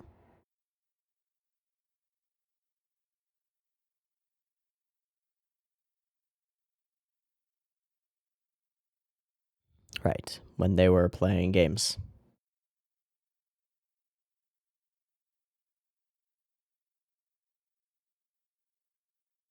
No boat. A such hand holding.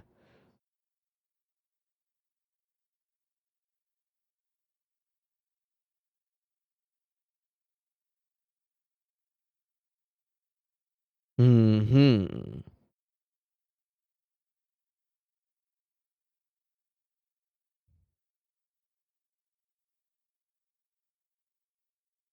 God damn it. Jesus. Absolutely terrifying. Oh my god. And we're stuck.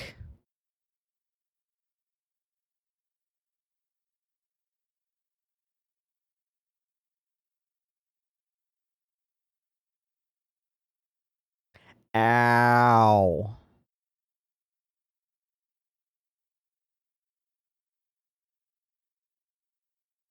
Yeah. Yeah.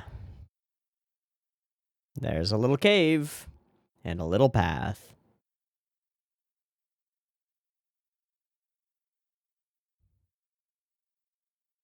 Who can say?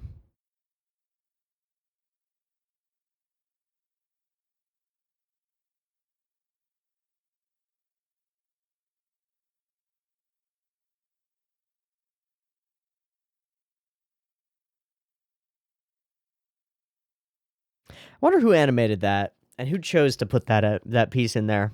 It feels almost Yamada-ish, just almost.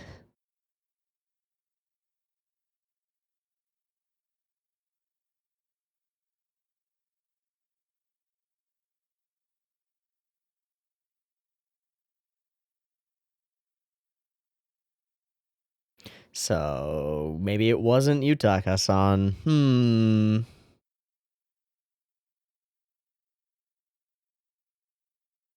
So we're demonstrating the intimacy of this situation. It's really good.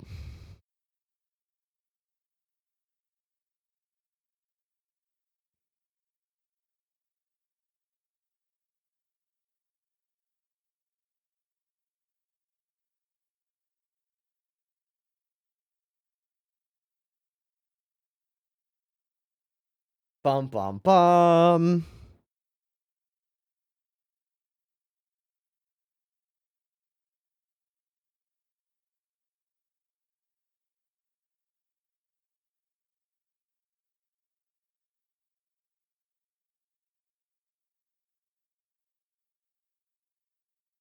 How did he lock the door? How did he lock the door? Mm. Oh, I love this sequence.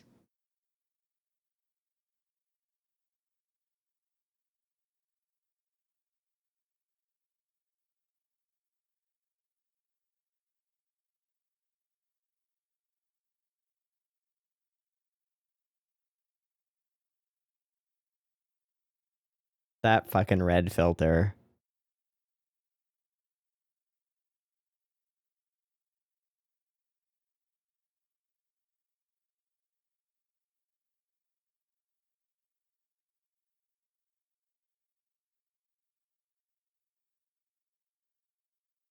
How did he end up on his face? How did he end up on his back then? Because when we got there, he was on his back. Doesn't line up, Haruhi. You're wrong. You're wrong. You have to be. Nope. You're just jumping to conclusions.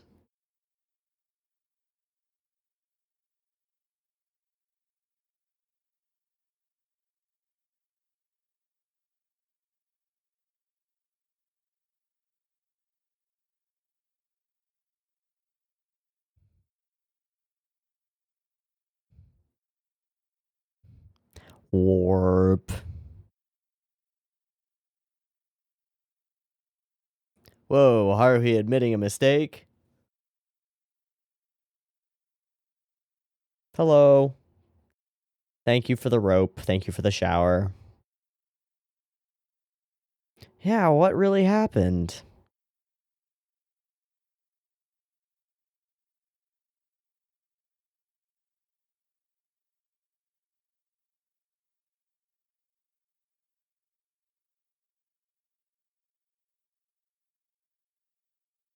How many meals? God, just drop her. Drop the child.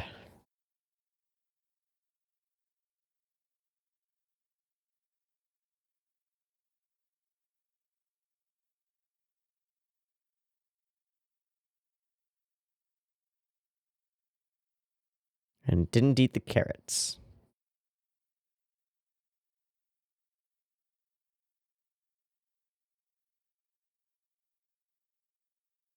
Yep, you said for anyone. I was given orders. I was given orders.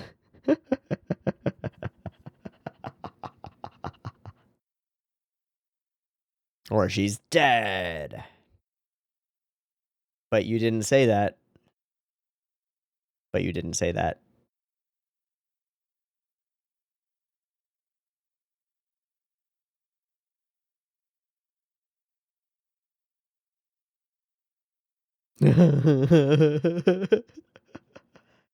Oh, so specific.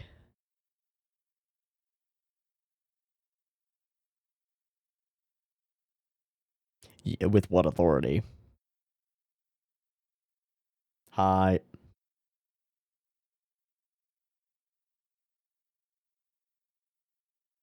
Never gonna happen.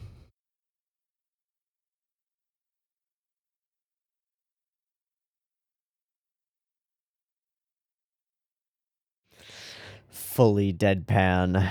Yes.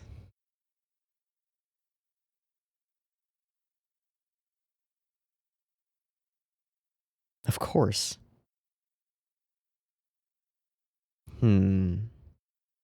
So she hits an obstruction and stops trying. Cool shot.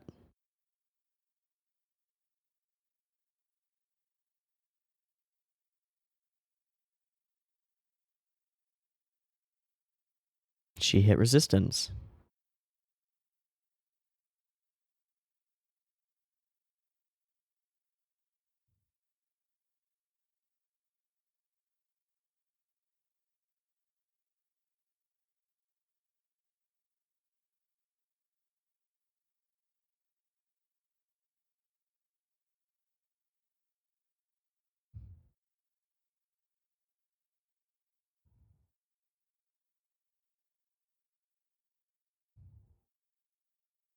You would have heard it click. We accidentally killed him by knocking the knife into him. Oops!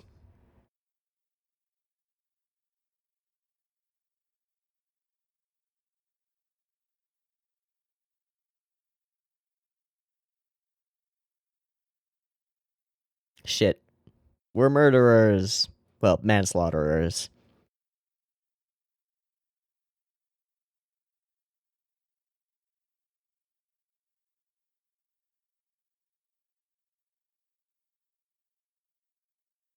But... Aha!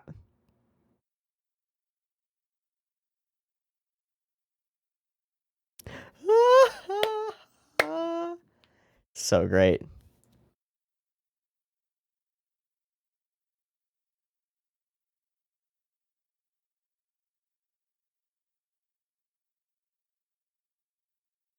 Bum bum bum. The dark shadow watches. It's exactly the same.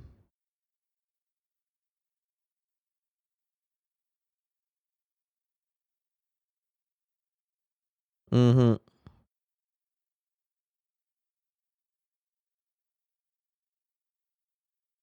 Mm-hmm.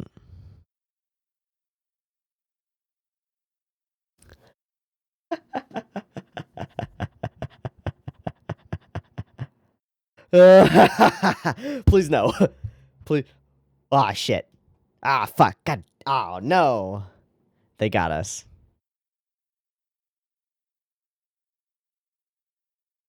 It was all a scheme.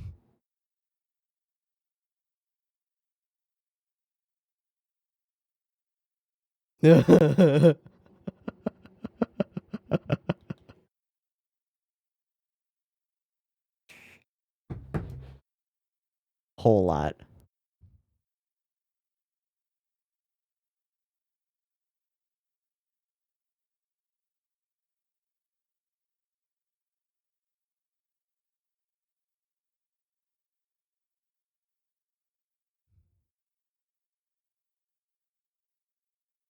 Yeah, but you're never getting that out of Nagato.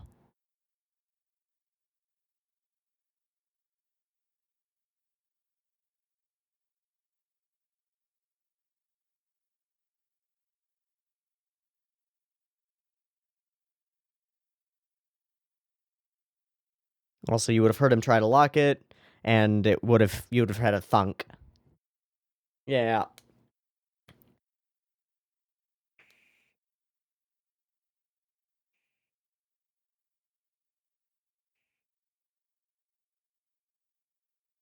They recognized each other.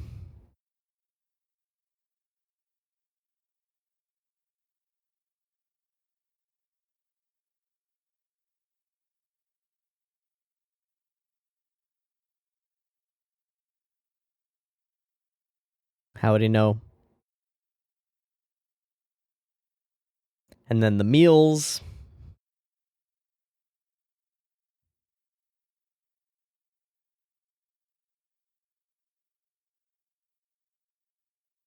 Possibly.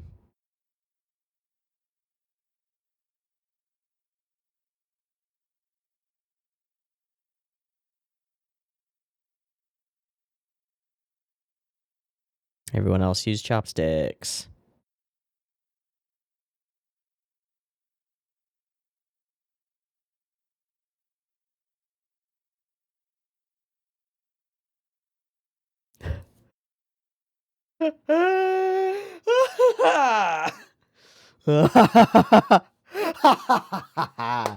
Blam, blam, blam. Ace Attorney. And it's Ace Attorney Detective Conan mixed. The whole thing is.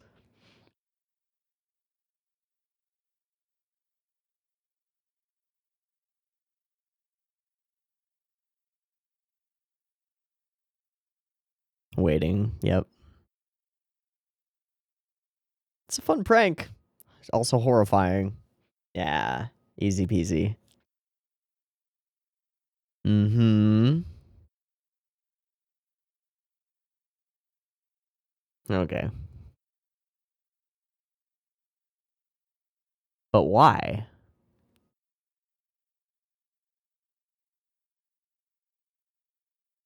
But why?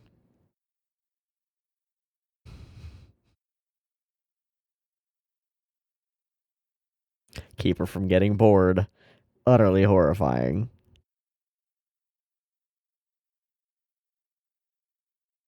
I lied.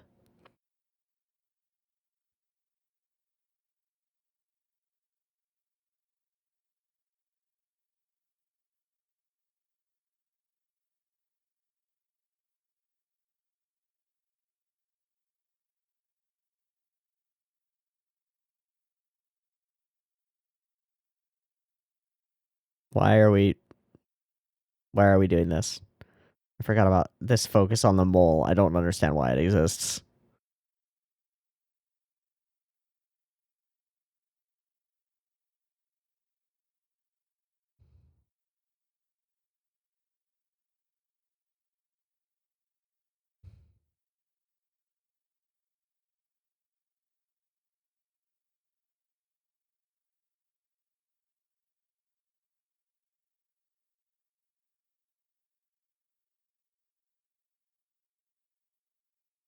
There might be a murderer on the island.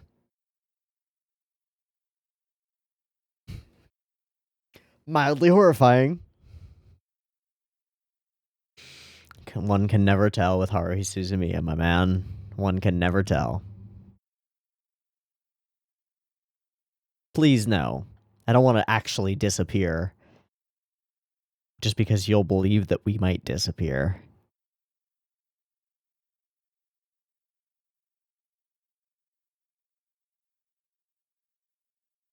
I want to know who was in charge of these episodes.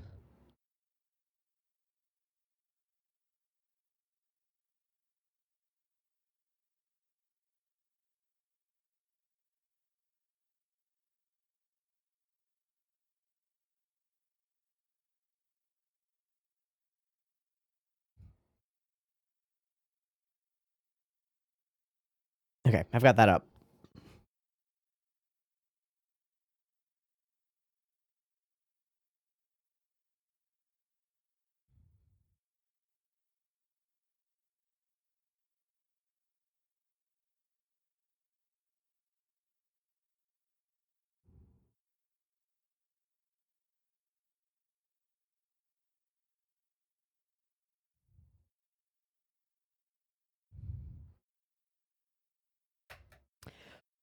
Okay. I feel like this episode is directed by somebody different from the previous episode, but I don't know. And so the first thing that I want to do is I already pulled up ANN and I just haven't looked at it yet. I want to know who was in charge of these episodes. Unfortunately, it's impossible to know which episodes are listed where on ANN. So let's see. If it is 6 and 8 based on the broadcast order, then it's Shinobu Yoshioka on the storyboard for 6, and double storyboard credit on 6 for Tomoe Aratani, who also storyboarded 8. That actually does track, and I think that's probably right. Okay, and then for 8 is directed by Tomoe Aratani, and 6 is directed by Shinobu Yoshioka. Cool. I'm most interested in Tomoe Aratani. Air, Clanad, Full Metal Panic Second Raid Key Animation, Kyoani Key Animation, Lucky Star, a bunch of script, storyboard, episode direction, everything, some Munto stuff, and that's it, and some Haruhi stuff.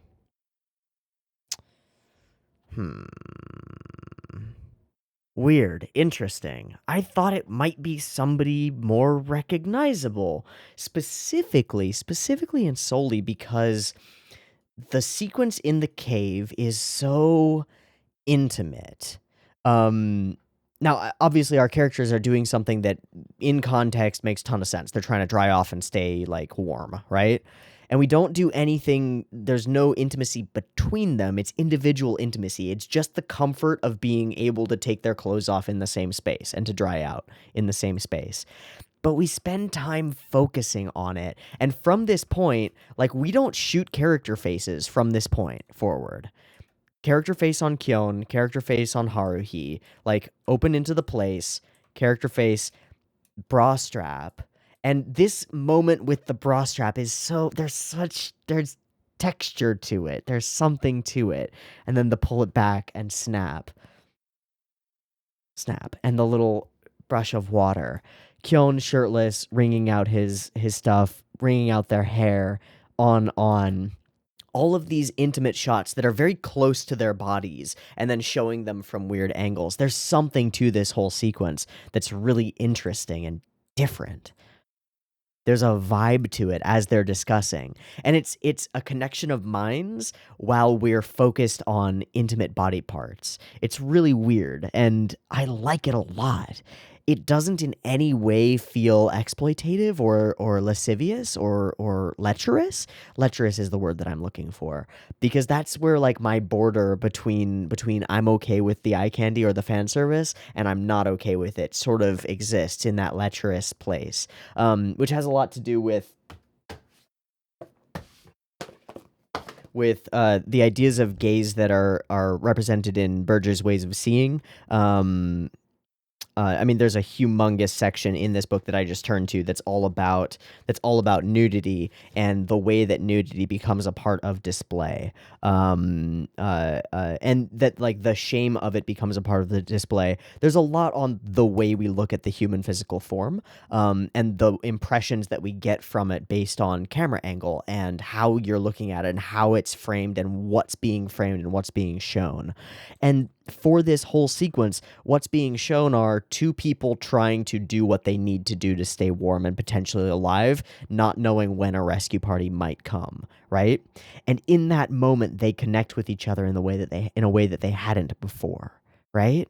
There's something really powerful about this whole sequence. And then it is Haruhi that breaks through it and addresses Kyoani again. Okay, then we cut from there to this whole sequence. I think this is fantastic. We use live action of I assume they're members of the animation staff going to some room. Maybe they booked a hotel room or something for it, but I doubt it. Setting something up and using this big red filter to create this whole sequence and this whole scene and to literally recreate their whole situation and scenario and then just filtering it up. Super freaking cool. Super freaking cool. And then framing, really cool. Weird warps, wibbity warp, wham, boom. And we start to uncover the realities of the mystery. The whole Nagato joke is wonderful. This whole setup is fantastic. How they do like a double cross setup of the fake setup situation.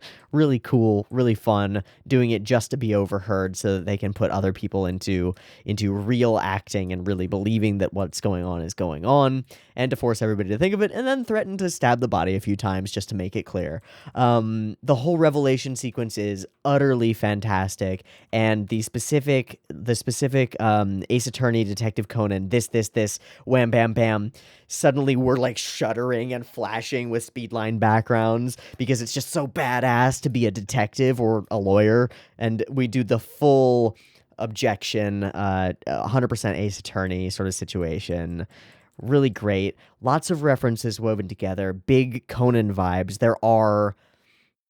I think there are at least 2 classic, like, on an island closed loop situations in Conan, which there have to be, because in Detective Conan, it's like every episode is a goddamn mystery. And so you gotta write all the mysteries. Like, every potential mystery story has been branched out through the amazingly long run of Detective Conan as a show. And this riffs on that a lot. I like Detective Conan, honestly. It's a very fun show. It's super formulaic, but that doesn't mean that it's not fun. And there are moments in it that just have really incredible animation, because on an ongoing series like that, they're able to grab talent for specific Sakuga sequences and specific episodes all over the place, and it's really fun. Here we get to do just a quick 2-parter episode that is weird, tells an effective mystery from an audience standpoint. It's an effective mystery because we don't know what's going on. And it's a doubly effective mystery because all the clues that we have are wrong. Because everybody is actually doing a play. Everybody's actually kind of acting. And that's super fun. I like these episodes a whole lot. I don't know why we zoom in on his mole. I just don't remember, like, what is the relevance of that. I don't think it has any. And all of this just to keep Haruhi from imagining something worse. We keep going with this progression, and this is one of the reasons that I like the broadcast order better, is because it really does, in most cases, have a better flow and progression for Haruhi's character, and understanding who she is and what she's all about. We move into this episode and have our first ever really serious conversation with Haruhi, between Haruhi and Kyon. And we do it in that dynamic of like each of them with their backs to a rock formation, a stalagmite formation, and not looking at each other. Nothing sexual happening at all, but there's tension. There's the physical tension of 2 young people being in the same space, and it's palpable, not from their closeness on frame or like reverse shot or anything like that, just from the way we shoot each of them individually and how we drop away from showing their faces to continuing with exposition, continuing with thought patterns, and bouncing off of each other with their dialogue while the camera does its own thing and shows us intimacy alone together. What the fuck? I don't know. That sequence is really interesting to me. And I'm gonna go watch it again. Give me a sec. I don't know if I'm gonna have anything to talk about when I watch it again, but I'm gonna go watch it through it again. Okay, so on the place, can't go further from here. Okay, a part of it, there's the sound design, which is the echo of their voices inside the cave, makes them feel very close together. There's a pattern to it. Like, this matches with a pattern that we see in film of, like, 2 characters get stuck together, right? A boy and a girl who don't like each other get stuck in a situation and have to work their way out, right? And end up working together and like, respecting each other to some extent. Happens all the time in fiction. Happens in books, happens in movies, happens in TV shows. Stuck in a cave. It's a microcosm of the entire closed loop situation that forces these characters to bond. And it works kind of like certain types of bottle episodes that forces characters to bond. The thing that makes that so clear to me is this shot where we pan away from the opening of the cave entrance and slowly fade out the volume of the rain outside as we move into a closer, intimate space.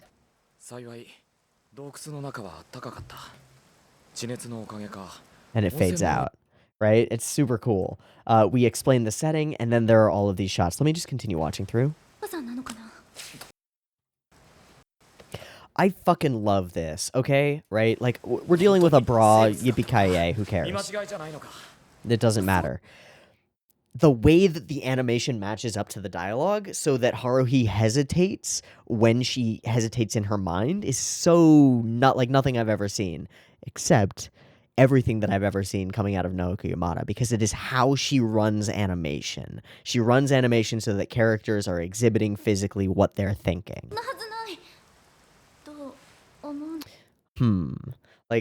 Like pressure, it's impossible, I think. And then continuing on. Crazy.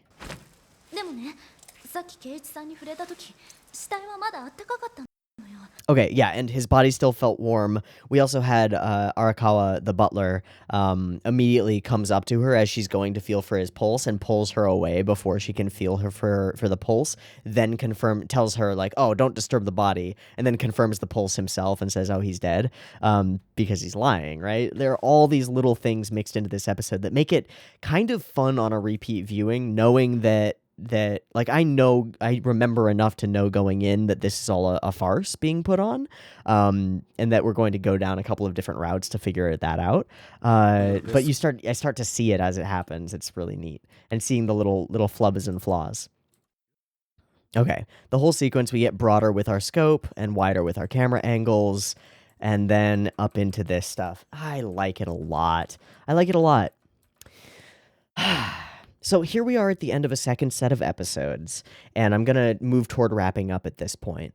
But I want to, after each set of episodes, start thinking about that core question that is the reason that I'm rewatching Haruhi right now, which is, what makes this so much different in my mind?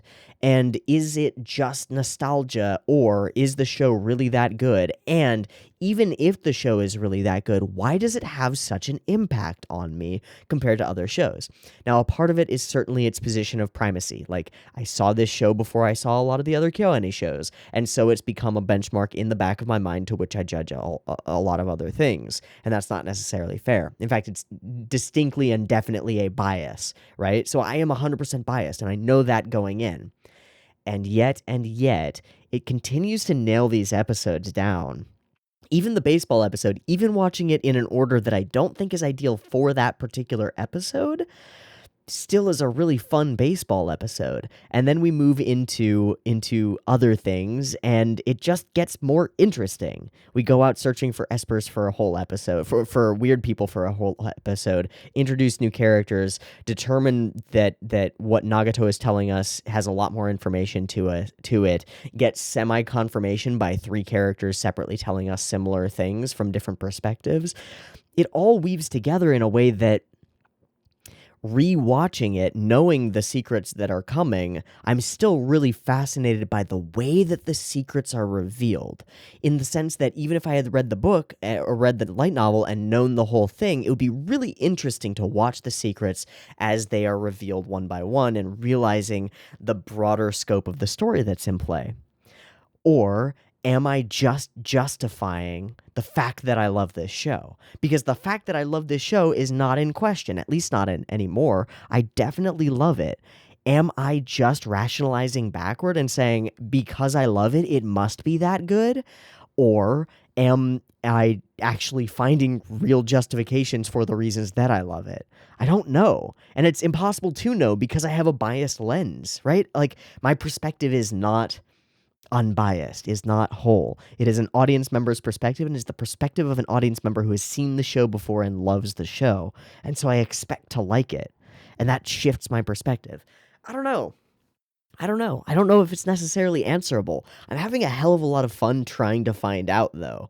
And I'm watching the show trying to on so many different levels because I'm trying to just enjoy the show. And more than trying to, that's just happening on its own. I'm trying to distance myself from my own feelings about the show so that I can take a as objective as I possibly can sort of stance and position on it, but I don't know if that's necessarily possible. And then I'm seeing all these cool things that I think are really cool. I don't know. There's, if not passion. There's a lot of thought put into the way that this show works, in the way that every episode is structured, in the way that every shot is put together. Not necessarily hyper impressive shot composition in every shot, just enough, just right. And so we come back to that question, and I answer with, I don't have an answer. All I can tell you is that I still love it, and I love it more on rewatch. And this isn't my first rewatch, and I loved it more on my second rewatch, yada yada, right? Like, I don't know. But I know that Chunibyo doesn't do this to me. Amagi Brilliant Park doesn't do this to me. It's fun, and Chunibyo is fun until there are parts of it that I absolutely hate. It's fun, but it's not like this. This sucks me in. Is that because of my biased perspective and the position of this show with primacy in my mind? Or is it because it's really that good? I don't know.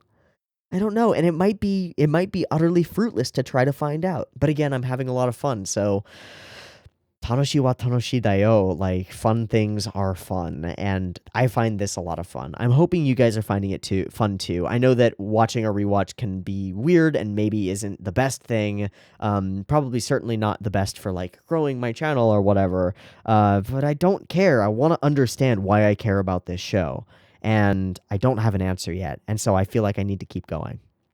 Okay, I'm going to wrap there. I've been Teeaboo. This has been Haruhi Suzumiya. We've watched 4 freaking episodes this week. We'll watch a bunch more next week, probably. And we'll be getting to, like, end of season 1, but then we'll start mixing it with season 2 stuff by the end of next week. Cool. Again, I really hope you are enjoying this watch through. I don't know if it's entertaining. I don't know if the content that I'm making for this show is entertaining, because there's that lack of initial reaction. It's just not happening, and I'm never going to fake that shit. I'm just going to have the fun that I'm having and see how it goes. I like this show. I like it a lot. I like the characters a ton. And I like the way that the show characterizes them, and the two are separate, right?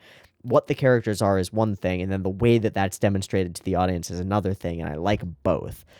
I like the storylines that it's telling. They're fun, even when they're, like, filler and not part of the particular melancholy arc. They're still fun, and they still give us interesting stuff to work with.